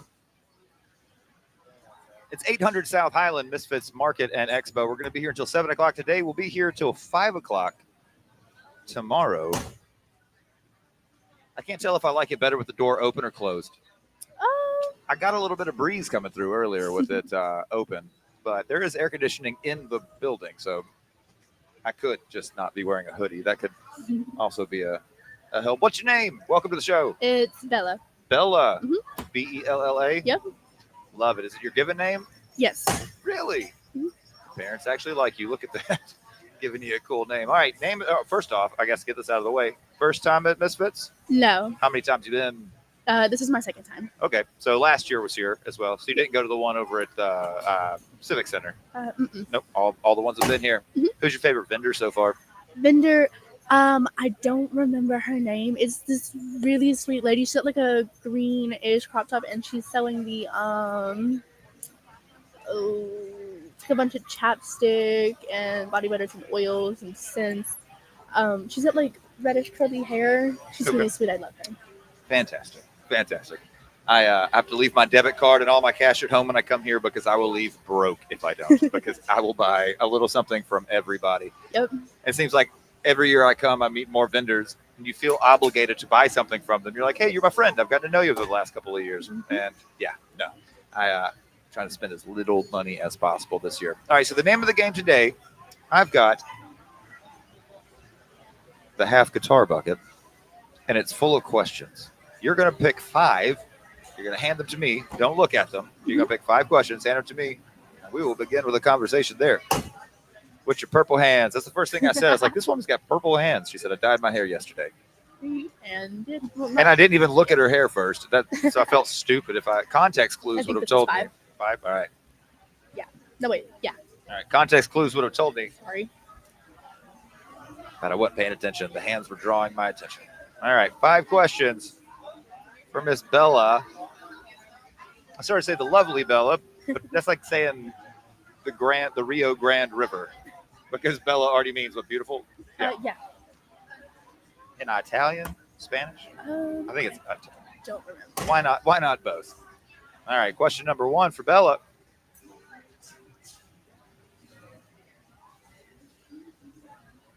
I most enjoy having somebody to fill in the blank with.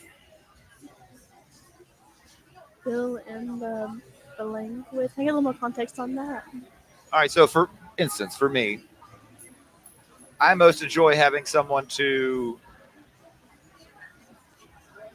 take walks around the neighborhood with, and just like talk, just hang out, talk, hang out, walk around the neighborhood. Or like, I also like having somebody to eat with.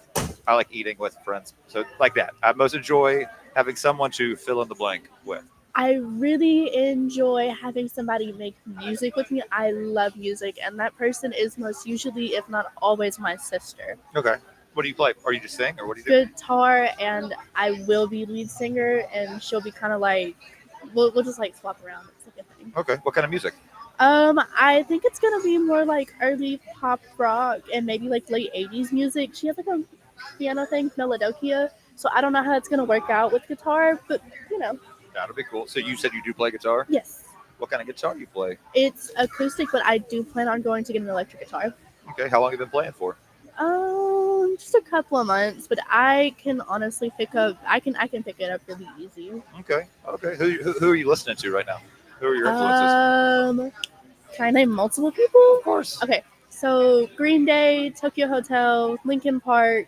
I have my phone. There's so many. Oh my gosh. Hit me. If I could find my Spotify, there it is. So, geez. There's Fall Out Boys, 3 Days Grace, My Chemical Romance, Violent Vera, Paramore, anything within that genre too. And the Stranglers, I listen to a lot, like the Red Jumpsuit Apparatus, I think it was, 3 Days Grace, Evanescence. I haven't heard Red Jumpsuit mentioned in a long time. Yeah. And like Misky, and I don't think anybody, it's like Alice Band. It's really like an underground music, but I found it like a couple years ago. That was the second time that Mitski's been mentioned today. But yeah, it's just a bunch of stuff like this and Arctic Monkeys, and yeah. Love it. Love it. Well, good luck with that. You also trying to play around, do gigs, or you just want to write for yourself and record? We're currently making a song, and then we're gonna try and like make it global. Okay, good for you. Hey, shoot big. Yeah. All right. In your opinion, this is question number 2 for Bella. In your opinion, who are the 3 smartest people alive?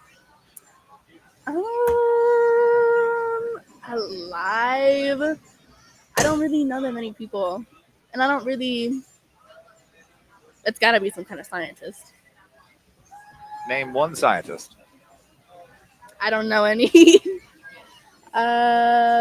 Smartest people. Is Bill Nye a scientist? Yes. Oh my gosh. Neil deGrasse Tyson is a scientist? I've got no. No, no idea on that one.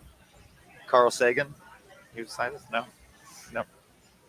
That's probably aging me a little bit, though, at that point. Okay, so Bill Nye. All right, and it didn't have to be a scientist. There's a lot of smart folks. My great-grandmother was brilliant. She was not a scientist.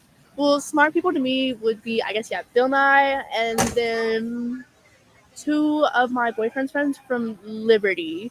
They're really, really smart. I think one was like valedictorian, and the other one's I don't remember the name for it. Salutatorian? Yes. There we go. Yeah. As I say, it doesn't have to be. I mean, it's the smartest people you know. Yeah. So, hey, that works. Shout out to your smart friends. Oh, to your boyfriend's smart friends, I suppose. All right, question number 3 for Bella. Do you trust hot air balloons?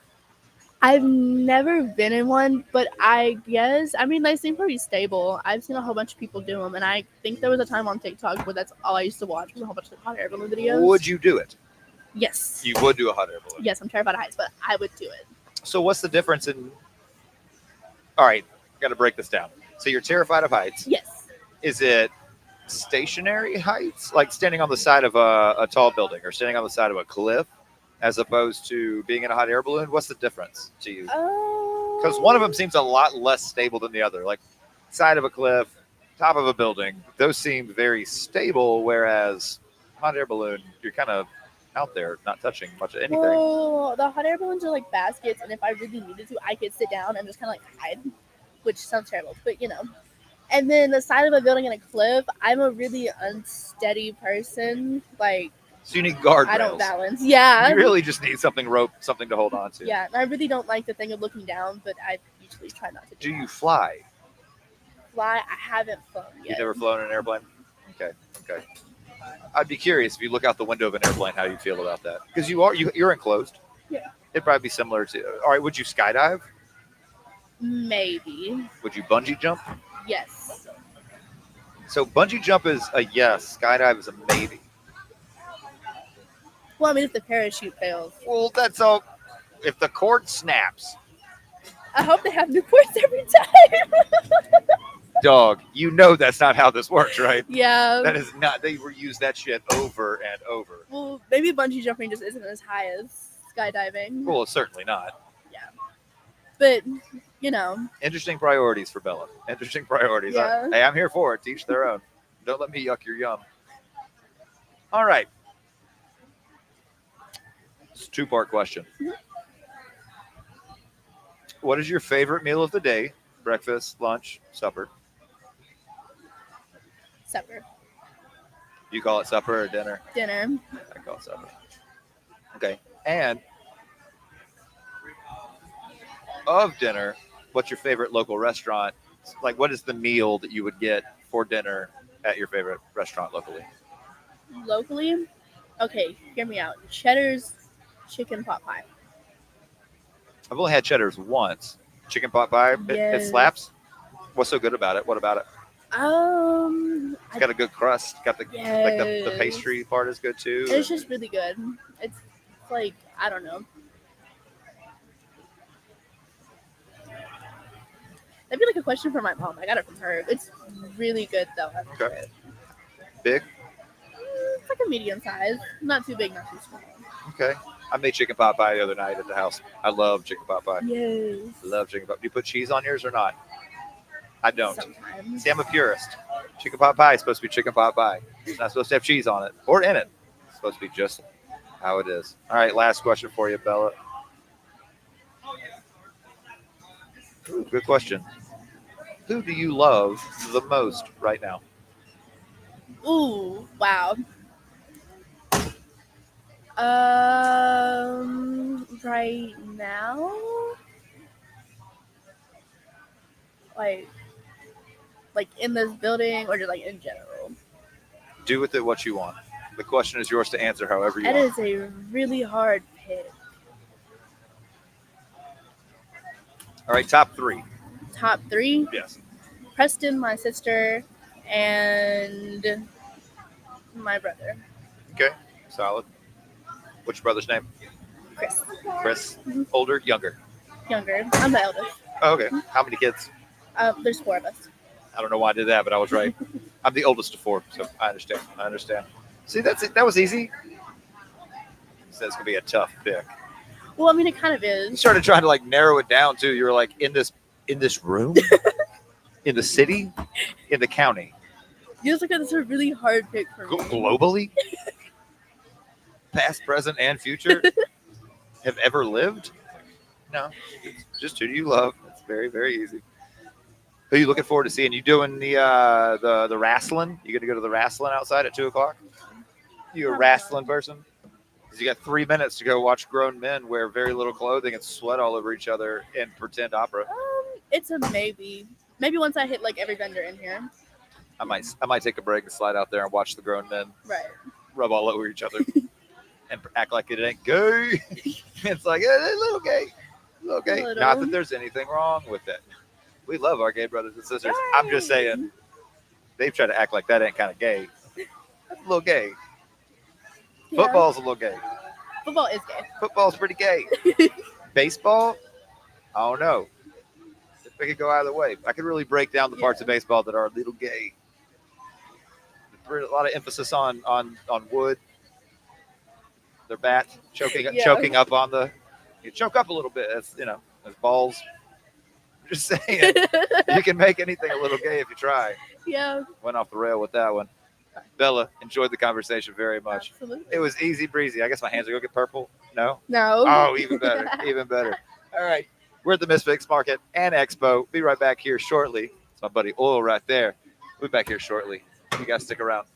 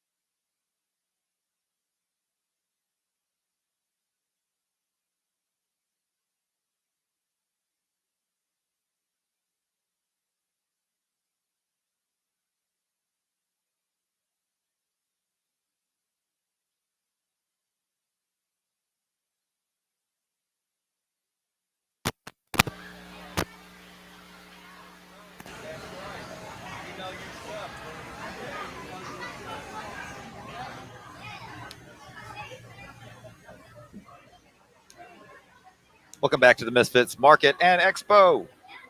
Live chief from downtown Jackson, Tennessee right now. We are at the fairgrounds downtown Jackson. It's blacked out. It's black on black on black. There was a dress code apparently. Everybody's supposed to wear black. Oh, well, I did the right thing then. You're on the right page here. We're at 800 South Highland Avenue right here in downtown Jackson, Tennessee. Come by and see us. We got vendors. We'll be here until 7 o'clock today, until 5 o'clock tomorrow. Hello, how are you? Good. How are you? I'm good. Introduce yourself. What's your name? My name's Skylar. Skylar. That's a good name. Oh, thank you. Given name is your birth name? Yes. Love it. Didn't know it was a nickname. No, my nickname's Kat, actually, with a K. Why?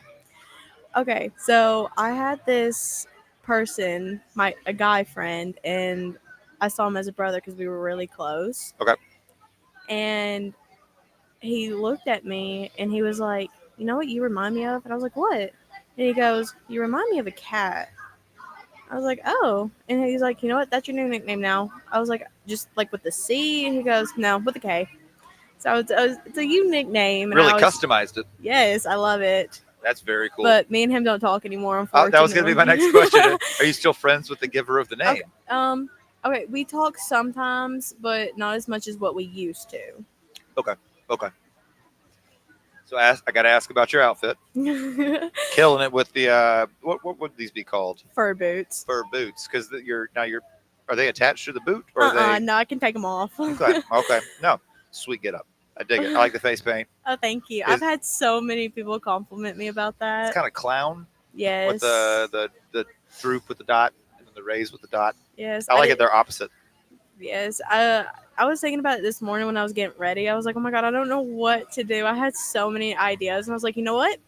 I'm just going to do my own thing. I love it. I did it. You are rocking it. Oh, thank you. So the name of the game today, we draw 5 questions out of the bucket. Ooh. You don't look at them. You hand them to me. And that's how we begin the conversation. You ready? Yes, I am. Make sure it's good and shaken up here. All right. Draw you 5 questions. Like in a row? Yeah, Or just draw 5, just all 5 and hand them to me. one. Ow. Yeah, you got to earn it. It's supposed to 2. hurt a little bit. It's the only painful 3. part of the entire thing. Everything else is easy and smooth. 4, 5. All right. There you go. All righty. Let's see what we got for Skylar here. All right, question number 1. What app on your telephone would you say you use the most? Probably TikTok. Probably TikTok. Yes. Okay, 2-parter. What app on your phone do you think you use too much? Snapchat. Really? Yeah. Over I'm always TikTok? I'm always on the phone with him, so I got you. Why do you think you use it too much? Do you think it's bad for you? a little bit. I can never like Do you have your location on where everybody can see where you are? Are you one of those Snapchat users? yeah. I picked it. I have to because of my mom. Oh, what? So your mom has Snapchat? Yeah. How old is your mom? 32. Oh, okay. She had me at I think 17. I got a solid decade on your mama. 42. All right, so TikTok the most, Snapchat too much. Yes. Okay. Making sure we got that all lined out here. Let's see here. Would you rather me call you Cat? If you want, yeah. I'll go with Cat. Just because I like it. It had a good story behind it. I might as well use it. Question number 2 for Cat. Who is the smartest person that you know? Oh wow. Honestly, I probably have to say my boyfriend. Honestly, I know This one right here? Yeah. What's boyfriend's name? Briar. Briar's the smartest person you know? Yeah. What qualifies him to be the smartest person that you know? He's really okay. In school, he's not. He's excited to hear this. I can see the look on his face. Yeah. He's like, hell yeah, let's go. He's just like when we got here, and I was like I kept coming over here because I was like wanted to look at it and everything, and I wanted to do. He's like, do it, but he's not really that good in school, probably because he doesn't pay attention. But that's honestly You don't pay attention in school. All right. Hey, no, checks out. We got to have both of those in life. Says he's more work smart than book smart. Yes. For those who are listening along, can't hear him. All right, that's a good compliment. That's a high compliment. don't necessarily tell your parents that or your teachers Sometimes- that. Sometimes he can be a little down sometimes, but it's okay because I love him for It's that. okay to be a little bit of a butthead every now and again. How old are you?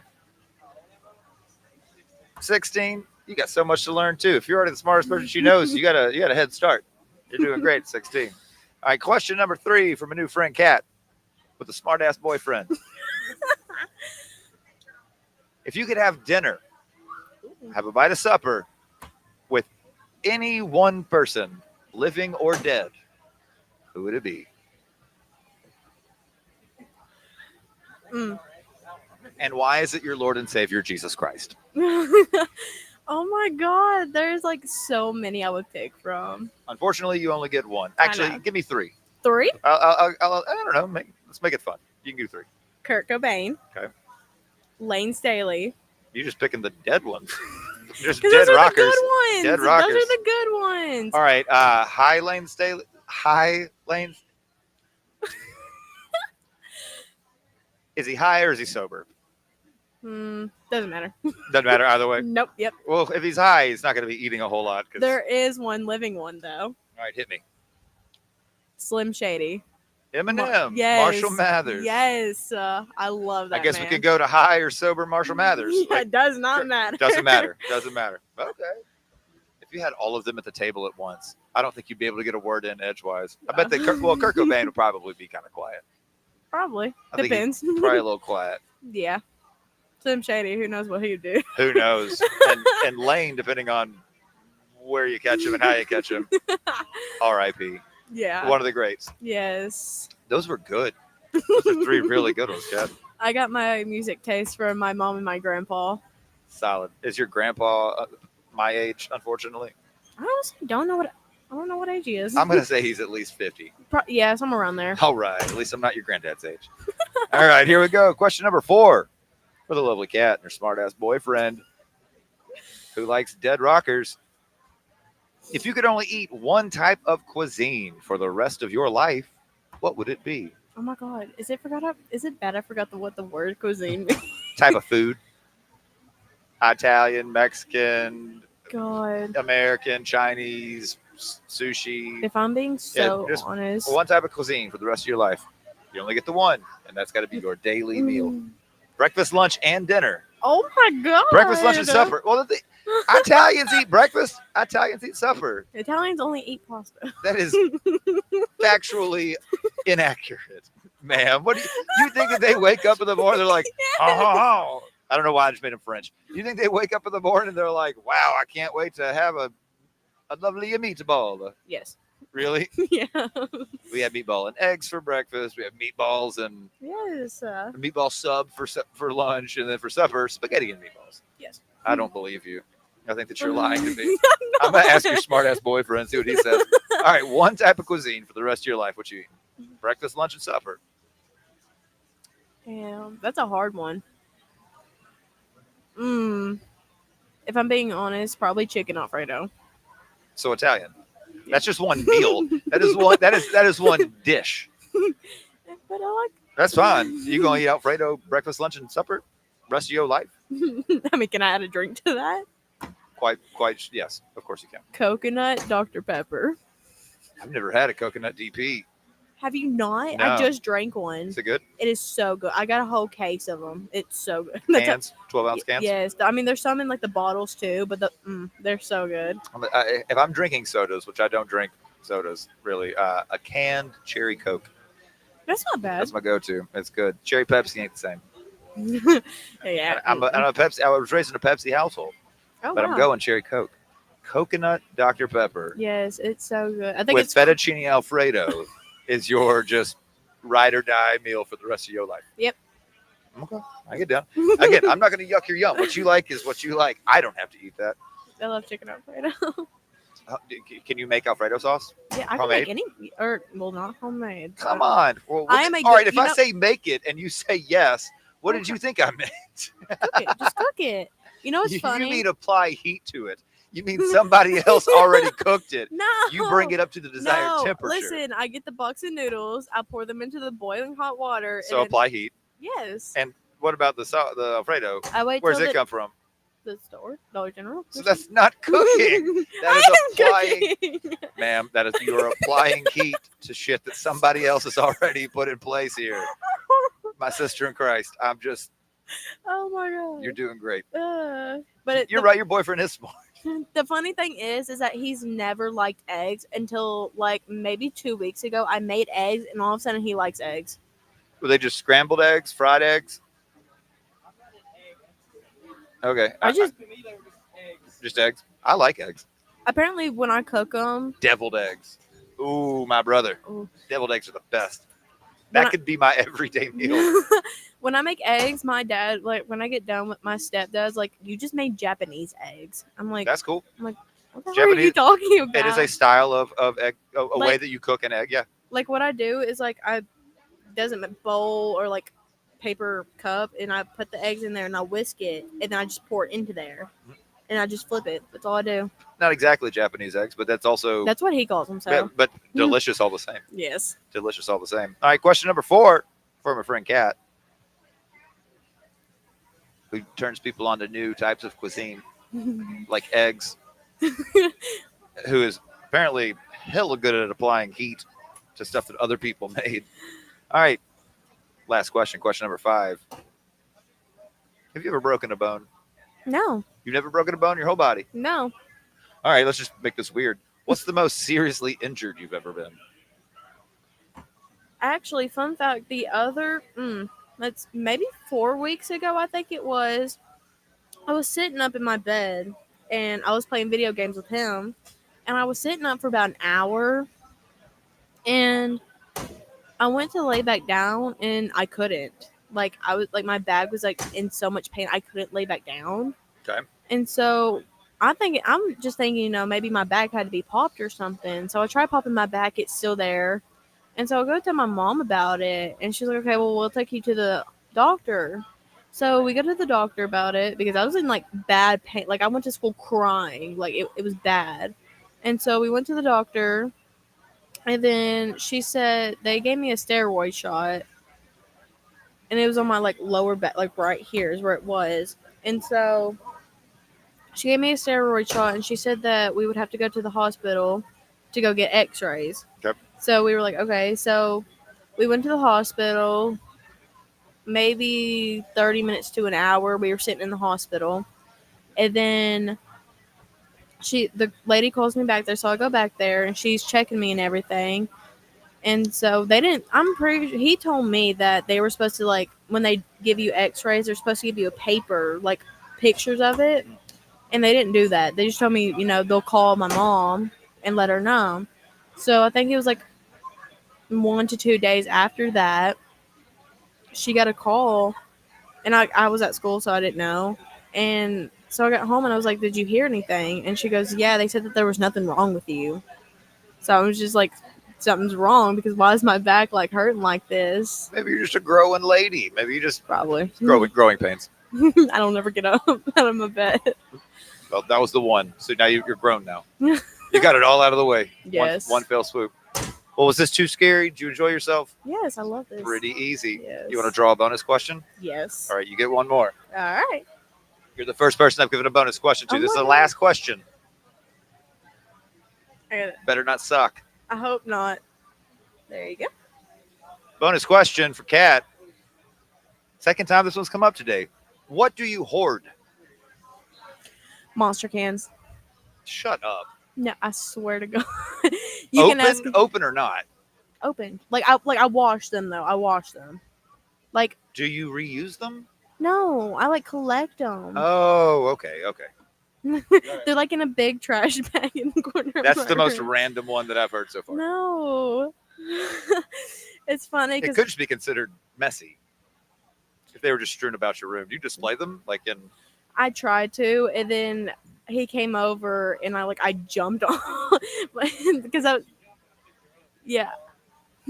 Solid. I jumped up on them and to give him a hug, and they all clashed down. I about started crying because it took me like an hour to do that. I have so many. I think I have Solid. 200 monster cans. Jesus Christ. I love Monster. Hey, that's why I like doing this. I learn a little bit about somebody every time. You're a collector of monster cans. I think my favorite one has to be Pipeline Punch because that's the most I collect. Okay. Well, see, this wasn't too scary at all, was it? No. I enjoyed it very much. Yes, I did too. Thank you, Miss Cat. You're welcome. All right, you guys come down to the Misfits Market and Expo. We are downtown Jackson, Tennessee right now at the Jackson Fairgrounds, 800 South Highland Avenue. We're going to take a quick break. We'll be right back.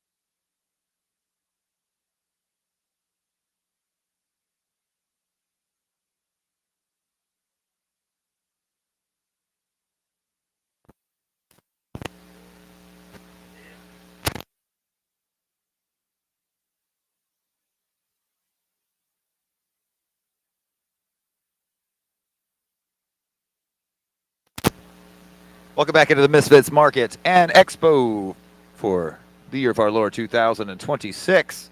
My name's Justin White. This is Factor On and Find Out. Special edition coming to you live, like I said, from the Misfits Market and Expo, downtown Jackson, Tennessee, 800 South Highland Avenue. The name of the game is drawing 5 out of the bucket. We'll see where it goes. This is my new friend. What's your name? My name is Tatum Corley. Tatum Corley. Man, you went with your government name. Jesus Christ. Somebody's trying to find this woman. They found her right here. My name is it's Tatum an instinct. Eugene Corley, and my address is Jesus Christ. Did I No, guess but- your middle name right? No, That'd but be hilarious. No, but my middle name does start with an E. Oh, God.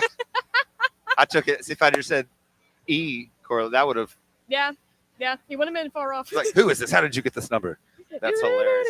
That's hilarious. All right, so the name of the game, Tatum, Yes, we have this bucket, very well a bucket. It's a guitar case. half of a guitar, and inside of it are a bunch of questions that I came up with over the last couple of weeks. All right. And you're going to reach inside and draw 5. Don't look at them, and hand all 5 of them to me. All right.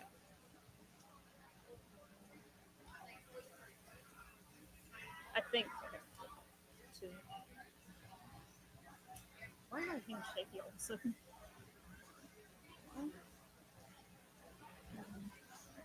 5. All righty, let's see what we got here. There you go. Oh, is this your first year at the market? Second year, 4th year? This is my second year at the market. What do you think?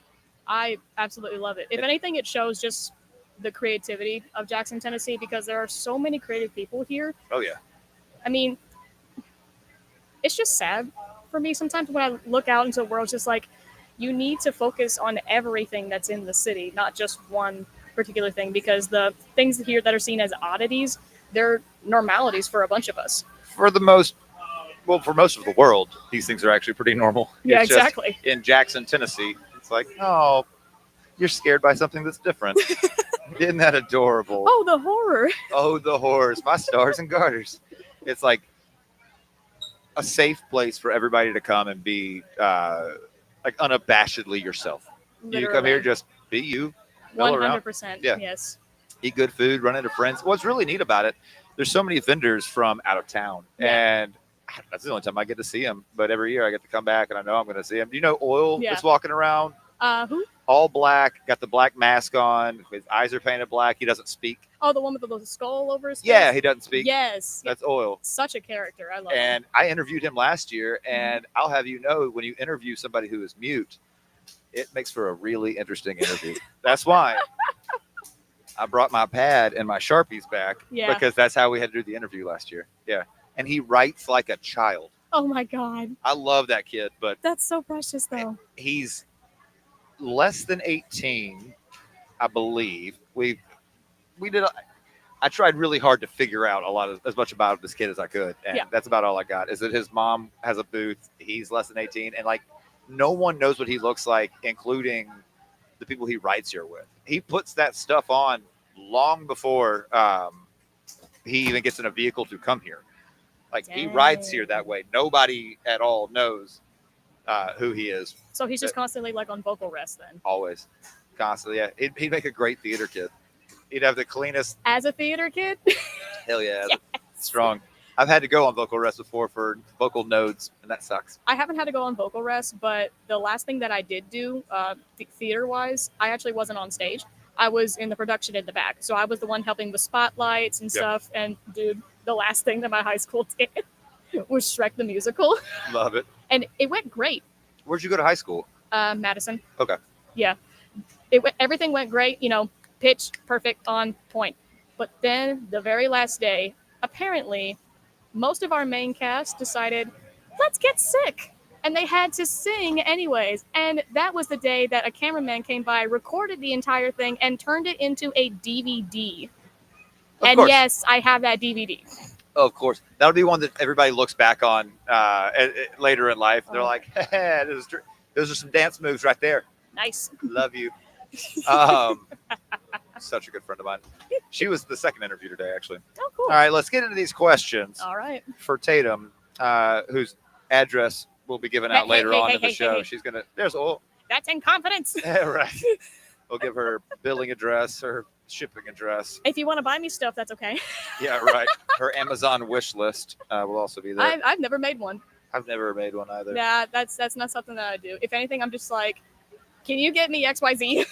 I don't think Jeff Bezos Politely. needs to know that much about my hobbies and habits. Exactly. Yeah.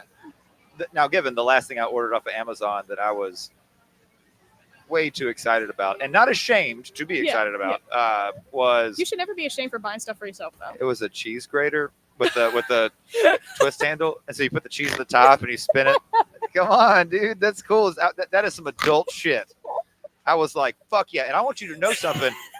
I ordered it 3 times.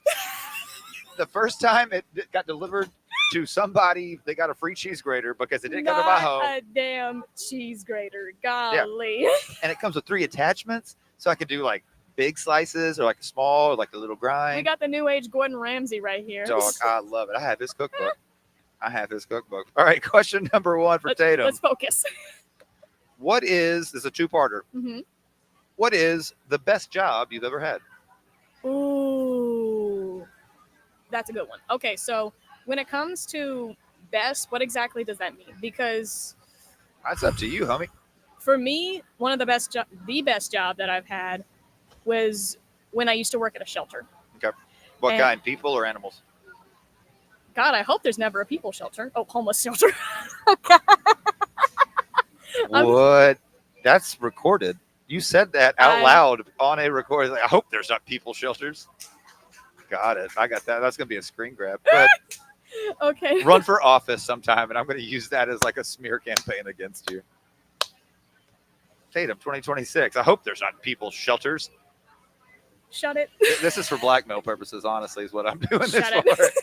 All right. Okay, so it was honestly when I worked at a shelter. A non-people shelter. Yes, it was an animal shelter. And I just loved it because, one, it made me realize that I love cats just as much as dogs because I wasn't sure about cats at first. My entire life, I've been raised with nothing but dogs. Okay. And I love dogs so much.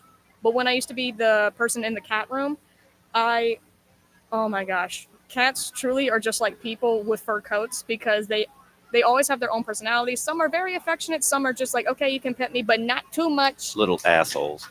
I have They my can be. own little assholes, They, so I can say that. they can be, yeah.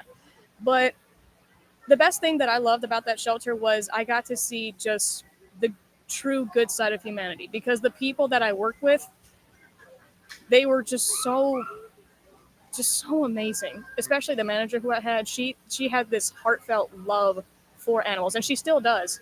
Was it a shelter that was ran by individuals, or is it like government? Was it like a citywide shelter? It's like It's 'cause you have like Memphis Animal Shelter, like Moz. it's the Jackson Animal Care Center. Okay, so And that's where I used to work at. is it like is that affiliated with the Humane Society, or is that the same thing? Or is that different? Don't know. I don't know honestly, but I only worked there for like a little bit over a year, Okay. and then I had resigned and I went over to a vet clinic, which didn't last long. But at that shelter, I got to see so many different things, good things and bad. I have seen what heartworms look like in a final stage in a dog, and it is still a thing that is ingrained into my head. I don't want to see that again. It's terrifying. Just It ain't good. like think of the biggest sign that it's too late is the gums on the inside of the dog turn milk white. Normally they are Is it just from like dehydration? heartworms, Yeah, but I mean, is it because of dehydration due to the heartworms? essentially. Yeah. And it was just They're just taking all the nutrients and everything from the. basically, Yeah. basically, yeah. But again, it was because I got to see the good side of humanity and essentially the true side. One thing I will never forget, two things actually, I will never forget, was this one woman who had to drop off her bulldog, like purebred bulldog, because he had so many health issues and she couldn't take care of him. And she was bawling, crying, just like, I'm so sorry, baby. I'm so sorry, baby. It just made my heart wrench. And I had to go into the washroom and cry for about 10 minutes because I'm just like, that would be the same thing as me. Yeah. But the best story I have from that was we once picked up a female Rottweiler. She had a couple spots on her bag, maybe a little scratch on her nose. But other than that, she was fine. If anything, she looked a tiny bit overweight. So we thought, okay, this is obviously someone's dog. Like she just got out or something. We made a post on the Facebook page at 8:00. Around 4:30, we found the owners, which was fantastic that we do that. We thought this dog had been missing for like maybe a week. No. It was July when that happened, I think. She had been missing since Valentine's Day of that year. Just roaming around, living its best life. She just darted out the back door, darted out the backyard gate or whatever, and we brought her in, and she immediately like rolled over. And first off, that's how I knew. But secondly, the guy, he was just like, "Oh, that's her. She's missing one of her buttons. She was missing a nipple." That's how we Missing one of her identify her. buttons. That's how I identified her. And the mama, the woman, she bear hugged me so tight. I have never been hugged like that before. And she was obviously crying, just like, "You found my baby." I'm like, oh my God. It truly showed It's like 5 months being missing though. So yeah, at that point, I guess as a pet owner, you're like, I guess it's gone. exactly. I'm not going to see this animal again. Yeah, and we took her to a vet and everything. She was just fine. She had no fleas, she had no ticks, she had nothing. Good for her. I'm just like, the odds one of finding your dog back after 5 months is huge. And it not be banged up at all.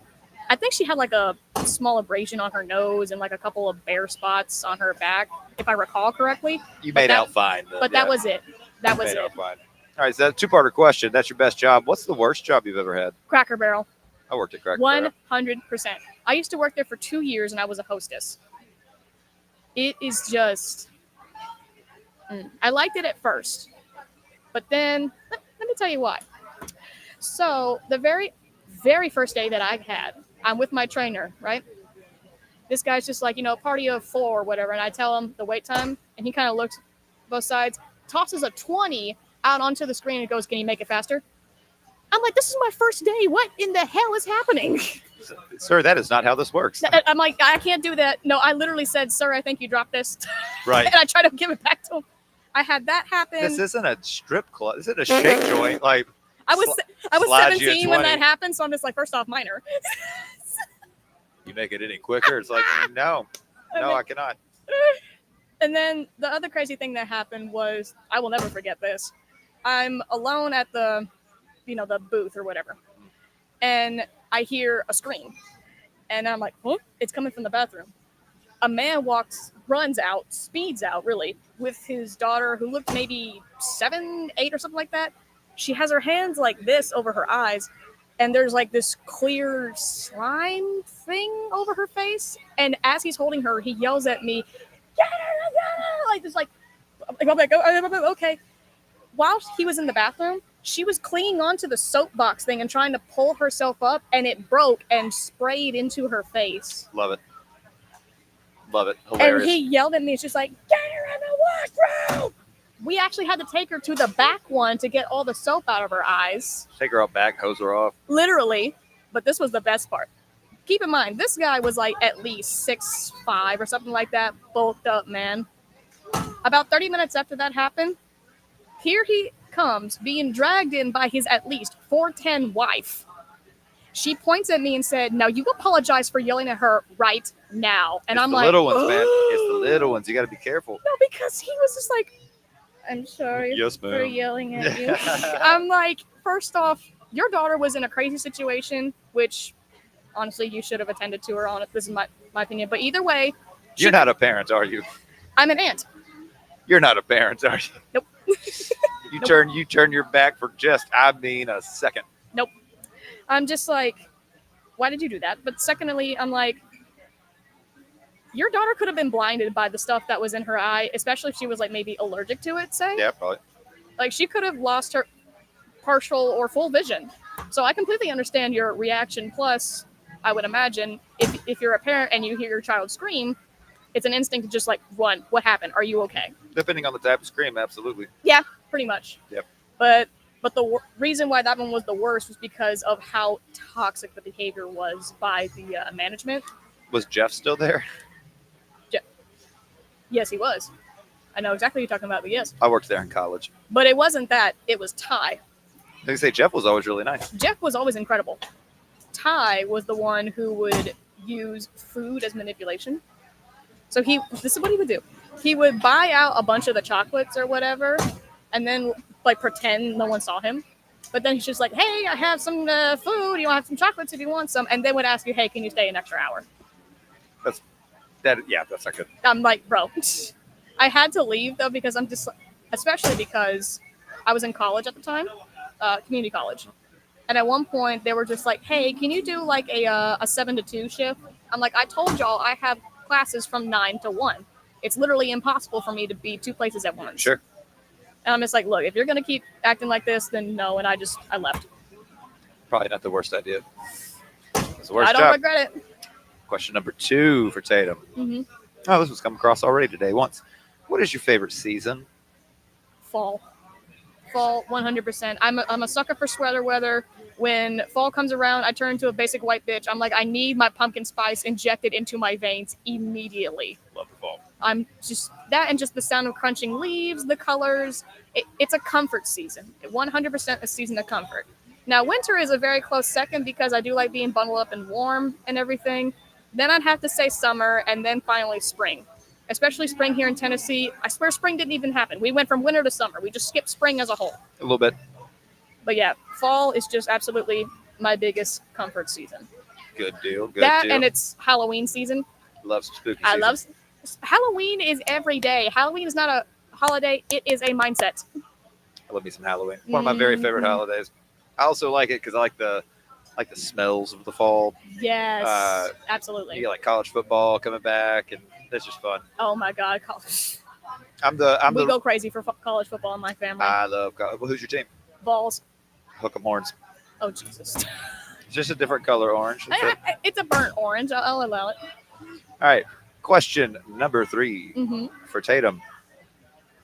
Would you rather be cherished or respected? I think with cherish comes respect.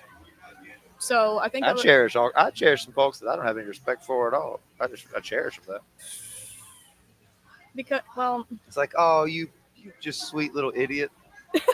that's what my friend calls me all the time. You absolute disaster of a person, but I love you. I mean, you're just so sweet, but I don't have a lot of respect for you. I mean, that's actually a really, really good question now that I do think about it. But at the same time, I feel like with respect, some people respect you because they're either told to or because they fear you, so they respect Well, you. yeah, respect out of love, respect out of fear are 2 very different Yeah. motivations Yeah. behind those. Yeah. I'd rather be cherished. I'd rather be cherished because Cherished. I don't know. Like it just makes more sense for me in a sense in that way to be cherished. I think people who are cherished get away with more. Because if you're respected, you're kind of held to a different standard. But if you're cherished, Yeah. like I said, oh, this sweet little idiot, love him to death. They're just not that right. Like you get away with tomfoolery if you're cherished. And that's a problem. No, I'm not saying that's a problem at all. I'm saying that's why being cherished might be the better of the 2 options. Yeah, I'd say cherished. All I'd right. say cherished. All right, question number 4 Mhm. for the ever cherishable Tatum. what do you think is the biggest enemy of the human race? Each other. Each other. People in general, each other. Yeah. I guess they 100 both kind of. Un- I guess it's the same. People thing. have. I've been told this a lot. We are our own worst critic, and I do believe sometimes we take that too far. Like, don't get me wrong, there is goodness in humanity. I've seen it. I know it exists. But at the same time, the way that we can so easily turn back on each other, just from either one mistake, one little slip up, one tiny misdemeanor. That is. It's like trust is a very sacred thing when it comes to humanity. It's not something that can just be, juggled around like a bowling pin or whatever. Sure. You need to cherish it. You need to hold it. You need to make sure that it's held locked tight. That's why I say that we are our own worst enemy, especially in that sense. And I still agree with this. Humans are the scariest animals by far because, one, we know how to plot murder. We know how to hate someone just because of who they are. And we can just build grudges for people. Well, the ability to rationalize is what makes us so dangerous because we can rationalize the need for murder, Exactly. or the need for war, or the need for discrimination, or the need Yeah. for we can rationalize it. Yeah. We're also Exactly. like the worst parasite that the planet has ever seen. All we do is take. We don't give back. Yeah. Not in an equal proportion. Yeah. We take Yeah. far more than we Yeah. give back to this planet. Maybe I am a bit naive when I say this, but I do believe that there are good in most people, and I do want to see that happen. I mean, there are a few people who I'm just like, yeah, no, I can't deal with you. I can't, just go away. Bye-bye. Don't want to deal with you. But a good chunk of humanity, it's beautiful. It's just I mean, most everybody wants the same few basic things. exactly. You want to be able to have a good meal and somewhere to sleep that you feel safe and covered, and you want other people around you to be, your family, your friends, your whatever, to be loved and taken care of and be safe. And that's pretty much what we all want. Mhm. It's like, but I want money. Oh, yeah, but money leads to those things. Like, Exactly. those are the basics. Mhm. However you go about getting them, it can be money, it can be indentured servitude. I don't know. It could literally be any number of things. Probably not indentured servitude, but you know what I'm saying? Like, Yeah. For me, I literally do not care about money. I mean, it's great to have because it's unfortunately a necessity for, food, water, gas, transportation, stuff like that. But it's not the main thing that I focus about with life. I focus on just living life for itself. Just for me personally, and it's just from something that I've learned, just sitting back and letting the world go by, in my opinion, that's just a blasphemy to life in itself. You need to live life for what it is because you only have one. You only have one. And this is the only world that we have. So just try to live life for what it is. It can be for yourself, it can be for others. Just make life worth living. That's the biggest thing. leave less destruction in your wake Exactly. than you build and make good. Like, Yeah. make sure that you're adding something to this crazy thing we're calling If- life. If you keep carrying bricks around from your past, you're bound to build the same house. Yeah, what is it? Oh shoot, it's like people who've been cut in the past bleed on people that they mean in the future or whatever. It's like, yeah. Yeah. Last question for you, Tatum. All right. Had this question earlier. What is one type of cuisine that you would eat? You only get one type for the rest of your life. Why did you ask a foodie this? Oh my god. Sounds like I asked the right person. No. Yes. I love so many different types of cuisines. You only get one for the rest of your life. What we going with? What are we going with? Why did you ask me this? Why? Because I figured you'd have a good answer. Italian. I'm sorry, Italian. I'm just a sucker for carbs. I love it so much. As much as I like butter chicken, as much as I like so many other cuisines, as so much as I like trying other things, something about Italian is just a comfort. And it's pretty versatile. Absolutely. Like, I actually made a homemade spaghetti carbonara myself with just a few ingredients, and it was so good. I didn't have any bacon, unfortunately. I am not making fun of the last person who was here, but I will say this. The last woman who was here. Yeah. I asked her, the same question because that one came up. She said she did not know what the word cuisine meant, and that happens. It happens. We don't all know the same words. But then Are I you asked her. But serious then right I now? asked her. We're not making fun of her. We're not judging. But then, this is where I am judging her. Mhm. She was very nice. Skylar. She goes by Kat. If I see her again, hug her neck. Lovely, lovely young woman. I think she was also like 16, so she has time to learn and grow. I asked her what hers would be. She said chicken Alfredo. I said, "Can you make your own Alfredo sauce?" She said, "Yes." I said, "All right. How do you go about it?" Because I make a pretty good Alfredo. I don't like other people's Alfredo. I'm not saying I just like mine. There's Alfredos I've had out there that are delicious. Mine alone. I just don't trust other people's because oftentimes it's too tangy, and there's got to be a balance in Alfredo. The creaminess and the saltiness and the acidity and like salt, fat, acid, heat. Baby, like these are the rules. I don't make them. I just enforce them. But all that being said, she was like, I was like, "Where from?" She was like, I was like, "How do you make yours?" She goes, "Well, I heat the noodles up." I was like, "Wait a second. What? So you warm up the noodles?" I was like, "Yeah, that's how pasta works." I didn't ask if you can make pasta. Then she said that it out of a jar. I was like, "Oh, so you apply heat to food. You don't cook. That's not cooking. That is applying heat to a jar." And she said that she gets it from the Dollar General. So Dollar General. Respectively, I kind of expected this from someone who did not know what the word cuisine meant. You know, I should have known. Oh my Please god. do, please do. Yeah, no, I figured I'd share that one. So because you said Italian as well, so I was like, oh god, you say Italian. I say it 'cause that's how my dad said it. I think it's funny. Some Italian. In Some Italian. in Inglorious Bastards, when he's like, I'll speak the. All right, I'm number one. You're number two. You're number three. Whatever. It's like, why am I? He goes, I don't speak Italian. Or he goes, I don't speak that language. He goes, like I said, you speak the third most Italian. He's like, because he didn't know any. Yeah, I loved, but yeah, Italian, like Italian dressing. Yeah, love some Italian dressing. I'm not really like a salad person, but I will eat that. That or French dressing. Put it French. Yeah, the red. The one. red part. Yeah. Dog. Nobody knows the French dressing anymore. Me. Oh shit. Me. And it's different than Russian. Absolutely. Yes. Similar. Mm-hmm. Different though. Different flavor profile. Yeah. Colors. And for one's me, more red, one's more orange. For me, the red is a bit the red. I'm stupid. The French one is a bit sweeter for me. Yeah. I don't know if it is for you. Yes. But yeah, like Italian, that's just a really good one. Blue cheese. What are your feelings about blue cheese? No. It just in general? It's no. I'm sorry, it's moldy cheese. I refuse to eat it. You eat sour cream. If it's mixed in stuff, not by itself. Okay. Yes. If you bake with it. I mean, you have to make stuff if it requires sour cream. Then yeah. Well, you can always use cream cheese and half and half. I mean. And that's a substitute for sour cream. I might have to ask my dad. He's the cook at the house. Like, you know that saying, she's like, just like mama made it. Yeah, that don't apply in the household that I'm in. My mom is I hope my mom's not listening to this, but she is a terrible cook. I'm sorry. We have a gas stove, right? Nice. She's terrified of it.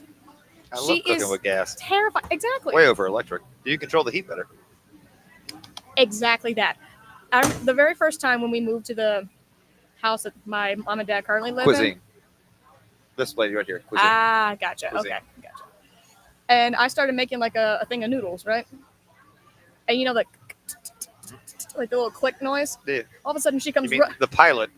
She starts rushing in from the living room, going, "What the hell are you doing?" I'm like, I'm making some butter and garlic noodles. Would you like some?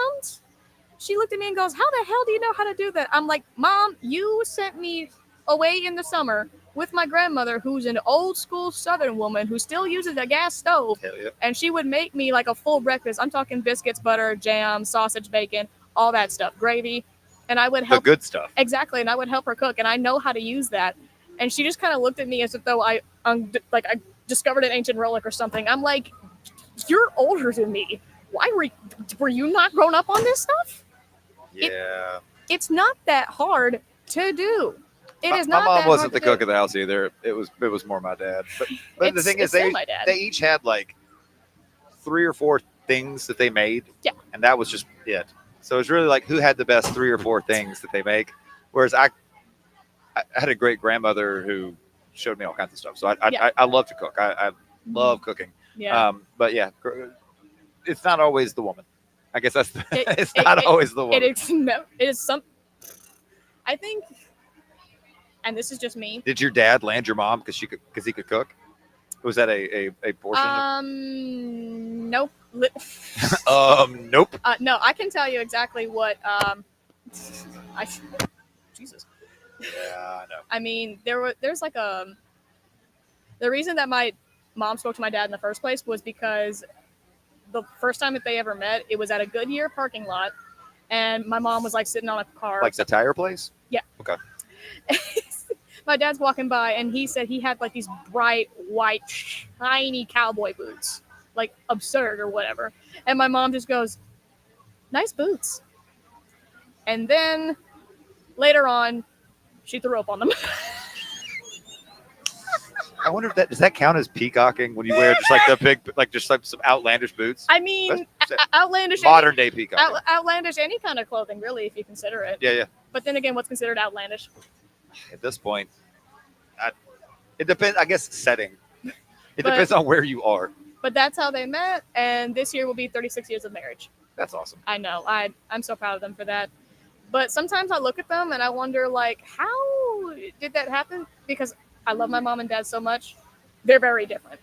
My dad is a bit more, I don't want to say wallflower, not like, introvert, but just, he kind of goes at his own pace. He's like, I got to be here and then here, blah, blah, blah.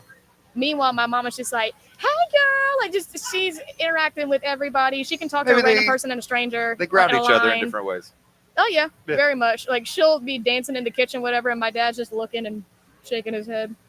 But I love them to death. I love them to death. They drive me crazy, but I love them to death. Well, you're lucky to have good parents and to have them both around still. Tell me about it. I guess I'm beyond blessed, honestly. How old are your parents? My dad will be 58 this year, and my mom's 54. Okay, so you should have a lot longer with your parents then. Yeah, definitely. All kinds of time. Although there was an instant, last year, my father had a stroke. Hey, I've had strokes. Oh. All right, stroke buddies. Stroke buddies. That was just said so casually. Okay. You start having them, you get over it. I'm used to having them. It becomes less of a. I'm used to having them, he says. Oh, strokes? That old thing. No, right now it's Stroke Awareness Month, and my dad. I'm aware. Damn it. Got her. Okay, Got her. Stop it. Go ahead. But that was the scariest time of my life because what happened was.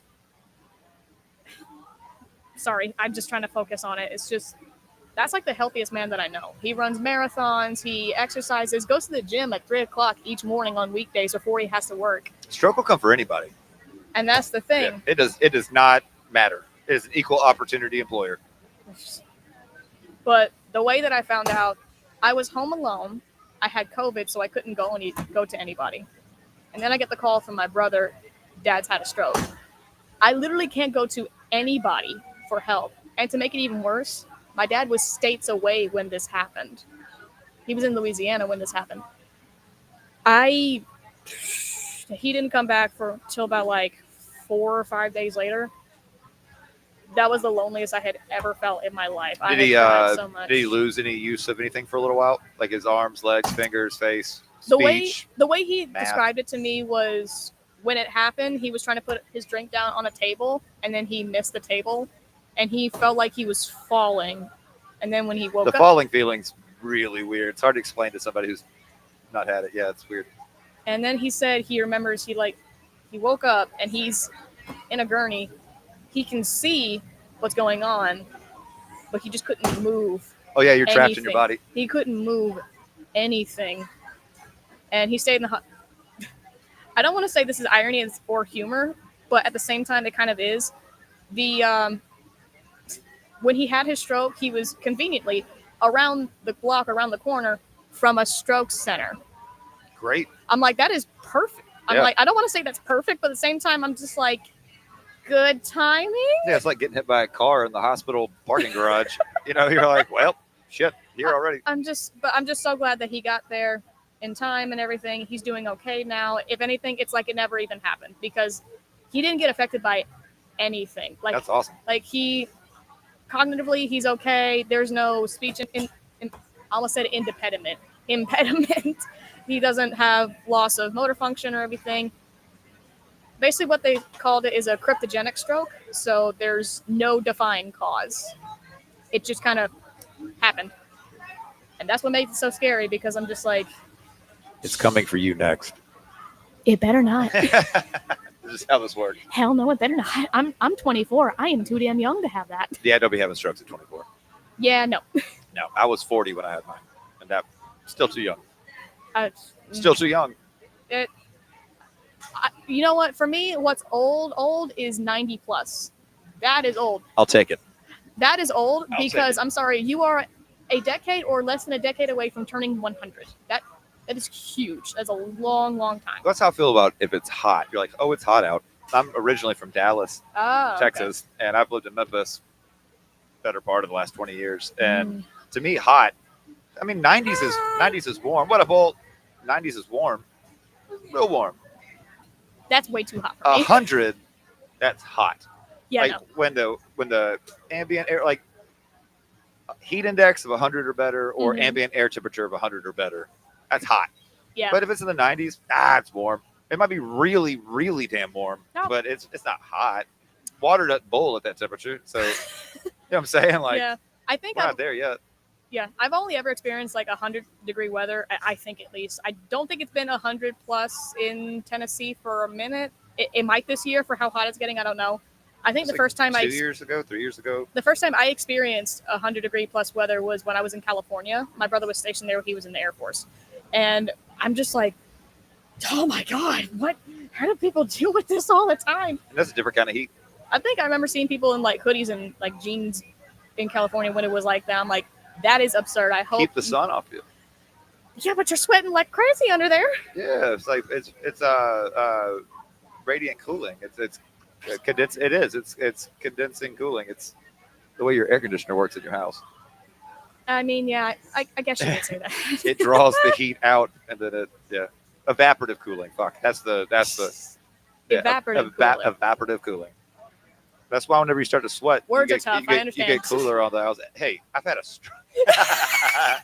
And it is Stroke Awareness Month, man. How dare you? First off, how dare you? Not you getting me snorting like a pig over here. Jesus.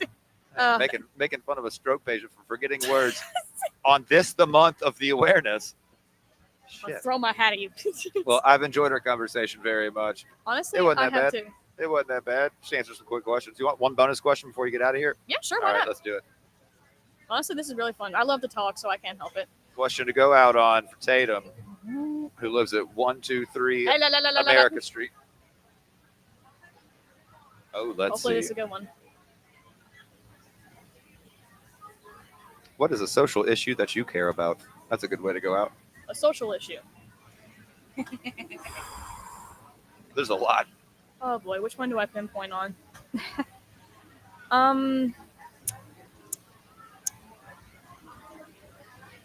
Jesus, I don't know. Because there is a lot. There is a lot.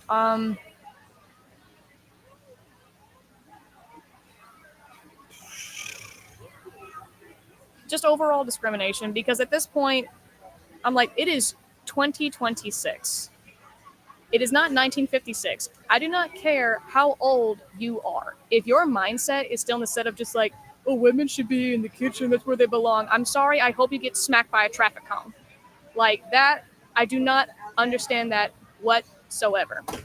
This is the modern age. If you cannot accept the fact that women can be in just the same fields as men, and sometimes maybe even better, then there is literally no hope for you. I do not care what you identify as, who you love. You need to understand the fact that times are changing, and that is maybe you have to change along with it. But just quit living in the past when it comes to, especially with like these sexist issues and everything. It's just sad.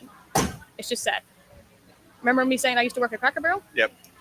I was told by a customer, "You're not a winner. You're a girl." Oh, I'm like, that's a lot. That is a lot. Yeah. While I was there, I was also how do I say this? Caressed by an older man on the back of the neck. And maybe he cherished you. He clearly didn't respect you. And no, this So- man, so callback. I'm just, I know, but I'm just like, you are in a public area. Why do you feel like it is okay to touch me? At the time, I was 17, so I was a minor then. What? The only time, and I do this to men and women alike, the only time I ever put my hand like small somebody's back when you're walking behind them or whatever, I do that if I'm at a bar. Like if I'm at a very, because I don't want you to like back up or turn and like knock my drink out of my hand. Or I don't want to Yeah. I don't want to bump into you and you. Yeah. That's me just saying, there's someone here. I'm moving on along. Yeah. But I've also seen the dudes do that in a really creepy way. It's an excuse to touch somebody, and I'm like, Literally. dog, I'm just trying to make sure I'm here. Exactly. So that nobody gets bumped into nobody. Like Exactly. I don't want you to turn around and be shocked, like, oh God, the bearded man right there. Like, no, I remember texting my dad. But yeah, unsolicited, like to a Yes. waitress, and you're like, Yes. hello. Oh, I wasn't even a waitress. I was a hostess. Oh, even, Like- that's even a weirder reason, or like a weirder okay. position to be in, like to do it as a. I'm just As like, what excuse would you have to touch a hostess? literally, I was the person taking you from the shop to your table, and that is it. That is the only thing that I am doing. And I remember telling my dad about this, and thank God my dad is the way he is. And he said the next time that he does that, scream or shove him. And I'm like, but I'm going to cause a scene. He says, I do not Nope. care. Yeah, I do not care. Do whatever you can. And he tried to do that once. So I tell my little one, somebody And- touches you how you don't want to be touched. And I Make a said scene. I said out loud, do not put your hands on me again, to his face, who with, this is just what I thought, I'm pretty sure that was his daughter at the table with him too, adult daughter. I'm like, first off, someone agreed to procreate with you? Secondly, I hope you do not treat Didn't your have daughter to like necessarily agree, but that's a whole different. that. I'm just, you know what I mean. But I'm just like, Somebody did, regardless of the means. but I just don't understand. Some people like preach about equality, but then they turn around and it's just like, well, not you though. But heck yeah. But I'm just like, I don't understand. It does not matter who someone loves. It does not matter what they look like. It does not matter if they have some form of self-identification that's different from the norm. Accept it, or at least respect it, or at least do something You like don't that. have to participate. Exactly. That's You what don't it is. have to participate. I'm against gay marriage. Okay, well, next time somebody tries to gay marry you, don't gay marry them. Be like, I don't want to gay marry you. I don't like abortion. Then don't be having them. Ta-da. That's it. I'm like, how does this affect you?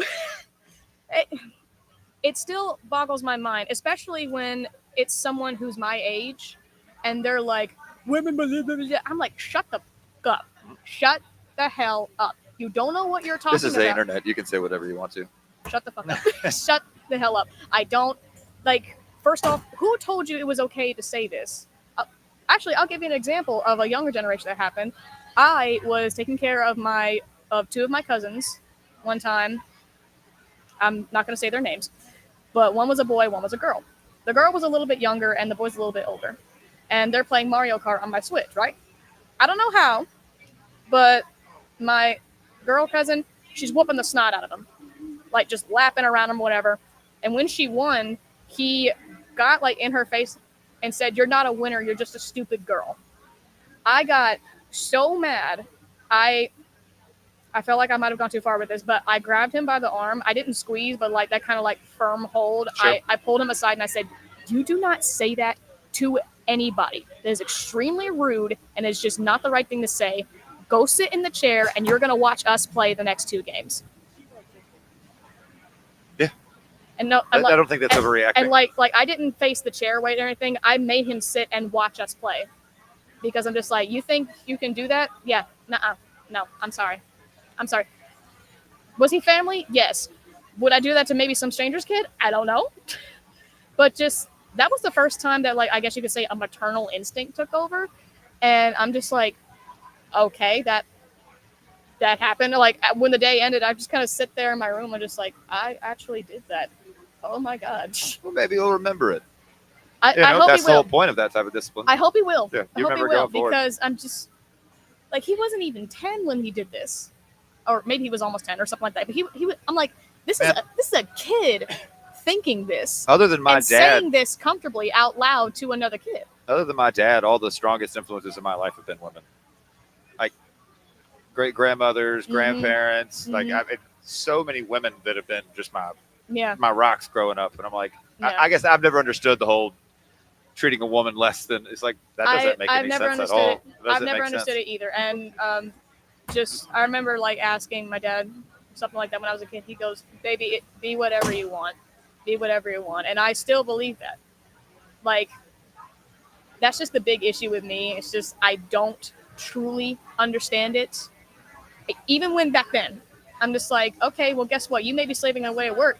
Your wife was slaving over the entire I'm a- house. She's doing a better job. I'm gonna start doing. But I have women friends. I can't be a misogynist. I have a mom and a sister. I have a daughter. I heard a guy say one time. This is a good way to wrap up our segment. I heard a guy say one time. He goes, "I can't be racist. I had a black president." Tell me that's not funny as hell. Jesus Funny as Christ. hell. Tatum, I enjoyed the hell out of the conversation. Absolutely. All right, we're going to take a quick break. Misfits Market and Expo, 800 South Highland, here at the Jackson Fairgrounds in Jackson, Tennessee, just south of downtown. We'll be here until 7 o'clock this evening, and tomorrow we'll be back here until 5 o'clock. Come see us. I'm over here in the corner. Got the big banner that says Fact Around and Find Out. You come in the main doors, hang a left, come over here, have a conversation with me, draw 5 questions from the bucket, and we'll go from there, have a little conversation. You guys take it easy. We'll be right back.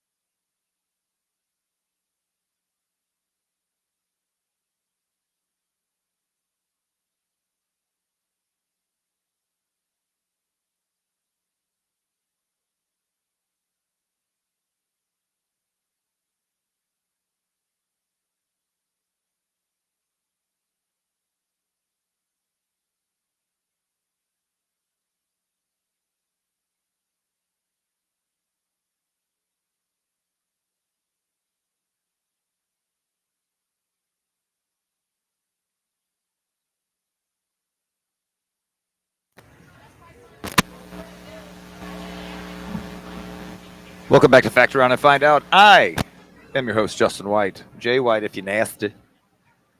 Factor On and Find Out here live at the Misfits Market and Expo, downtown Jackson, Tennessee, 800 South Highland Avenue. Again, at the fairgrounds. Come and visit us. Come and hang out. We're doing Conversations with a Stranger on this special edition of Factor On and Find Out today. I'm here with, I started to say a new friend. I think I might be here with two new friends. What's going on, man? Hey, how are you doing? I'm good. What's your name, brother? I am Nicholas Woody. I go by the comic cosplayer. Today I am Ash Williams. I like it. I like it. Who's this? This is Ashy Slashy. He's a little bit of a pain, you know. I like it. You had a chainsaw on your arm earlier, didn't you? Yeah, I did. I have different props for him. So as you can tell, he's a little bit of a fanboy. I love it. I love it. You're the first person I've had on with a, well, should I call it a puppet? Is that okay? Is that is there a better name for this? I don't want to be. I wouldn't say Muppet. No. Okay, I don't want to miss, not gender. I don't want to miss whatever. He's a deadite. All right, there we go. There we go. Yeah. So, what do you want to be called? Actually, you want to be Ash? I'll call you whichever you want. Ash is fine. We'll Ash do is that. good. All right, we'll go with Ash. All right. So the name of the game today, you get 5 from the bucket, Alrighty. from the guitar. Let's do it. Groovy. You draw them. Try to keep them mixed up so that I don't get a whole bunch of the same questions over and over. There's like 100 in here. I think I'm mixing them up poorly. But reach down in there, get your 5 out. Just pull 5 out and hand them to me, and I will ask you them in whatever order I see fit. 1, 2, 3, 4. One more. And 5. There All right. we go. First time at the market? You've been here before? Yes. Oh, first time. Just recently moved to Tennessee, so definitely. Where from? From Dallas, Texas. My brother in Christ. Born and raised. There you go. Well, I say raised, born. Well, I was born in Plano. Oh, okay. But I have family in Arlington and Sunnyvale and Sherman and Colleyville and not to be mistaken with Collierville. That's Tennessee. Yeah. What brings you to Tennessee? My lovely fiance. So Hell she's yeah. here with us. Hell yeah. So. Good for you. Good for you. Oh, There are worse reasons to come to Tennessee. Well, Tennessee and Texas classically have traded off people back and forth a lot. Yeah, there's a lot of ties, I've been told. Yeah, Davy Crockett was kind of a big deal there for a second. Yeah. I had a guy when we were living out there. Someone came to my dad, and they're like, "Where are you from?" He said, "Tennessee." And he goes, "Oh, I'm sorry to hear that." And my dad goes, "I'm not." He goes, "If it wasn't for Davy Crockett and a bunch of his buddies, y'all be speaking Spanish right now." There you go. And I was like, I thought that was kind of funny. Even though they all died at the Alamo. Don't forget the Alamo. Question number 1 from a new friend, Ash. It's a good question. I'm glad I wrote that one. Let's do it. What age do you feel like? I'm talking into the microphone. Ooh, I will say. What age do you feel like? I don't know. I feel like I'm like 40s. Like I don't know, late 40s maybe. I'm 26, so I've of course yet to experience the great 40s. But no, I feel like I'm kind of just like a little like retired vibe, type of a thing. Okay. So, probably not 40s is retired. So I would say maybe 60s. I need to get on my Sorry. retirement There you plan go. in that case. Why do you think that you feel that way? I don't know. I just moving from the big city now down to the small town. It's kind of like more, I'm just taking it easy now from the high, like fast rushing environment. It's just, We don't have an LBJ freeway here. yeah, it's much more tamed. I like for it. sure. I like it. Rush So, hour is a little different in Jackson than it is in Dallas. Oh yeah. That is yeah, for sure. Definitely. I love Dallas, though. It's nice. I Yeah. love all the good eats. So There's some great eats. definitely. I was telling somebody about Pecan Lodge the other day, and I know it's Ooh, kind yeah. of, and the thing Yeah. is, it's actually not, I mean, it's touristy, I guess, Mhm. but it's just so good. It's super good. It's not It over. deserves It's it. not overhyped. Yeah, no, it deserves every Yeah. single bit of it. Pecan Lodge is the best. That brisket, Oh man. brisket you can eat with a spoon. You just like grab a whole, just peel it off. Oh, it's good. Texas and Tennessee, they got the best barbecue. Yeah. Like, come on. That's something else we share. Hey, I've been a Memphian for better part of 20 years, and ain't no barbecue like that. Well, when it's pork barbecue, whereas in Texas you get beef barbecue, and so Yeah. it's different, but equally delicious. I need a good dish that has the two. Yeah, dude, There you go. I'm sure you could. There's got to be somewhere. Has to be. Has to be. If not, that's $1 million idea right there. There you go. Let's go make some money. All right, question number 2 from a new friend, Ash. Would you rather visit the past or the future? Ooh, I have visited the past before if we're talking about Ash Williams, but me personally, Oh man, I don't know. I'd say the future. I would like to take a little look behind the curtain there, see what's ahead. See what's coming Yeah. That'd be nice. for your It'd be early cool. retirement. There you go. I could do a reverse Back to the Future. Figure out who's going to win in the future, and hey, You make could bets. bet on some sports. Yep. There you Bet on go. some sports. I don't know. Future sounds like fun, but I almost kind of like the surprise of it. Yeah. Yeah. That's true. Because I know a lot. I mean, we know a lot more about the past than we do about the Of future. course, So of for me course. personally, it's like I'd want to go see certain baseball games and like go like watch it in person kind of thing You've got or a whatever. point. Yeah. But The future sounds more exciting. I will say I'll future switch sounds a my lot more answer based exciting. off of that. I'm not trying to change no, your no, answer. that's true. Yeah. I'd rather go see like the first premiere of Star Wars. You Oh, know? yeah, or dude. just things like that. Just be And able spoil to it for everybody. Oh, no, That's I his couldn't do that. sister. He's gonna make out with his sister. Oh, goodness. That'd be funny. Yeah, go to the Titanic. The debut of the Titanic coming out. I'd be like, it's Not the Titanic. Not the no, Titanic. Yeah. The boat sinks. That's hilarious. I didn't mean to change your answer.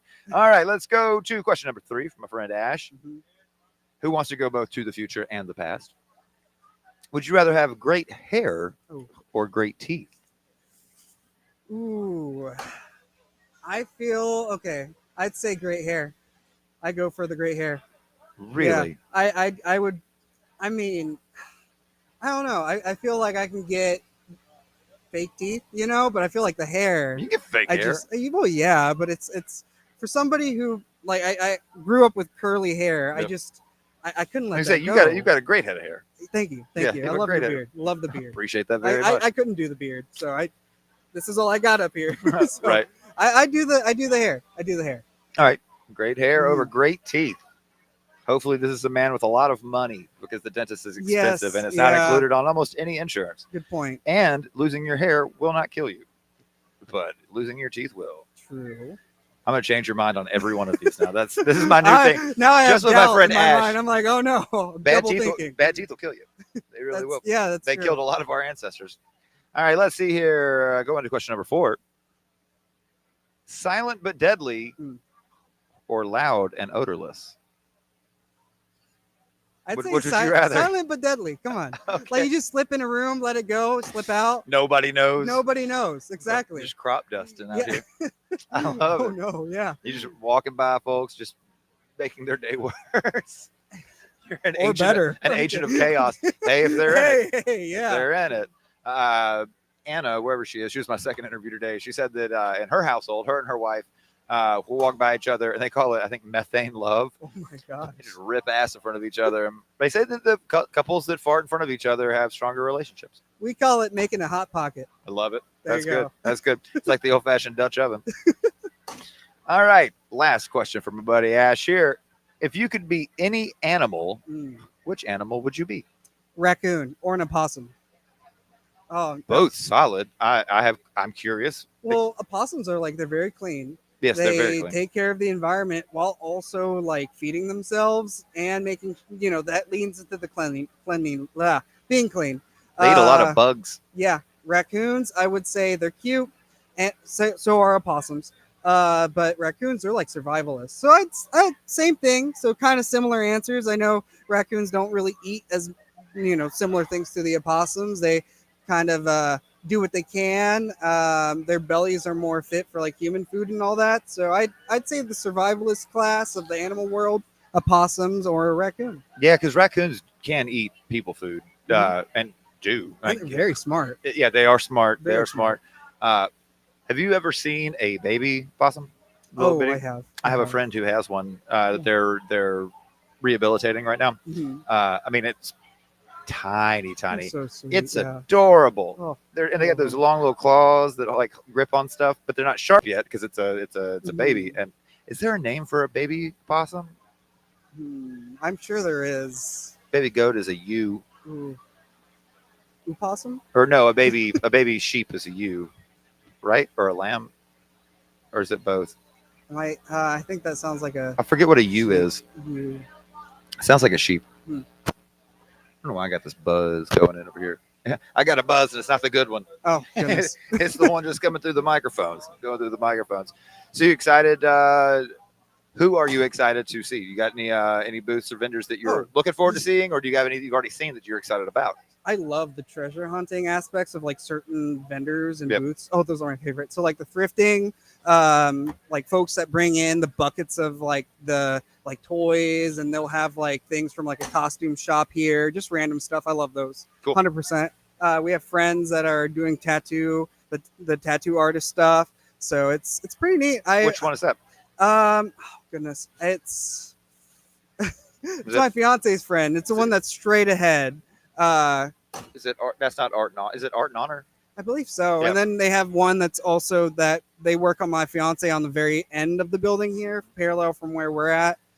So she's gotten some art from them too. So Very a cool. lot of a great community here. I like that. I like that they have the tattoo and piercing aspect Mhm. of the market every Oh, year, and the fact that they. I mean, when they set up, they have to come and get inspected. Mhm. They have to That's come get good. inspected.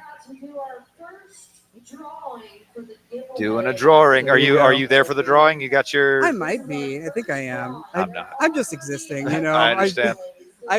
I could have just walked in as Ash Williams and just didn't know there was a market going on. True. But hey, you know. Very true. Very true. Well, man, I appreciate you hanging out and chatting with me Well, for a little thank bit. you for having me. I appreciate It's it. about break time. Well, it's about lunchtime for me. Oh, geez, it's 3:15 in the afternoon. Yeah. It's time to eat. Gotta get yourself some grub. I hadn't you eaten know. yet. There's a ton of food trucks. A lot of good ones, really. There's some good ones out there. A bunch of Memphis food trucks I was excited to see this year. So I'm going to try some new stuff. Got to support the locals. Got you. Dude, I appreciate it very much. Appreciate it. Thank Enjoy the you. conversation. Thank you. Enjoy the market.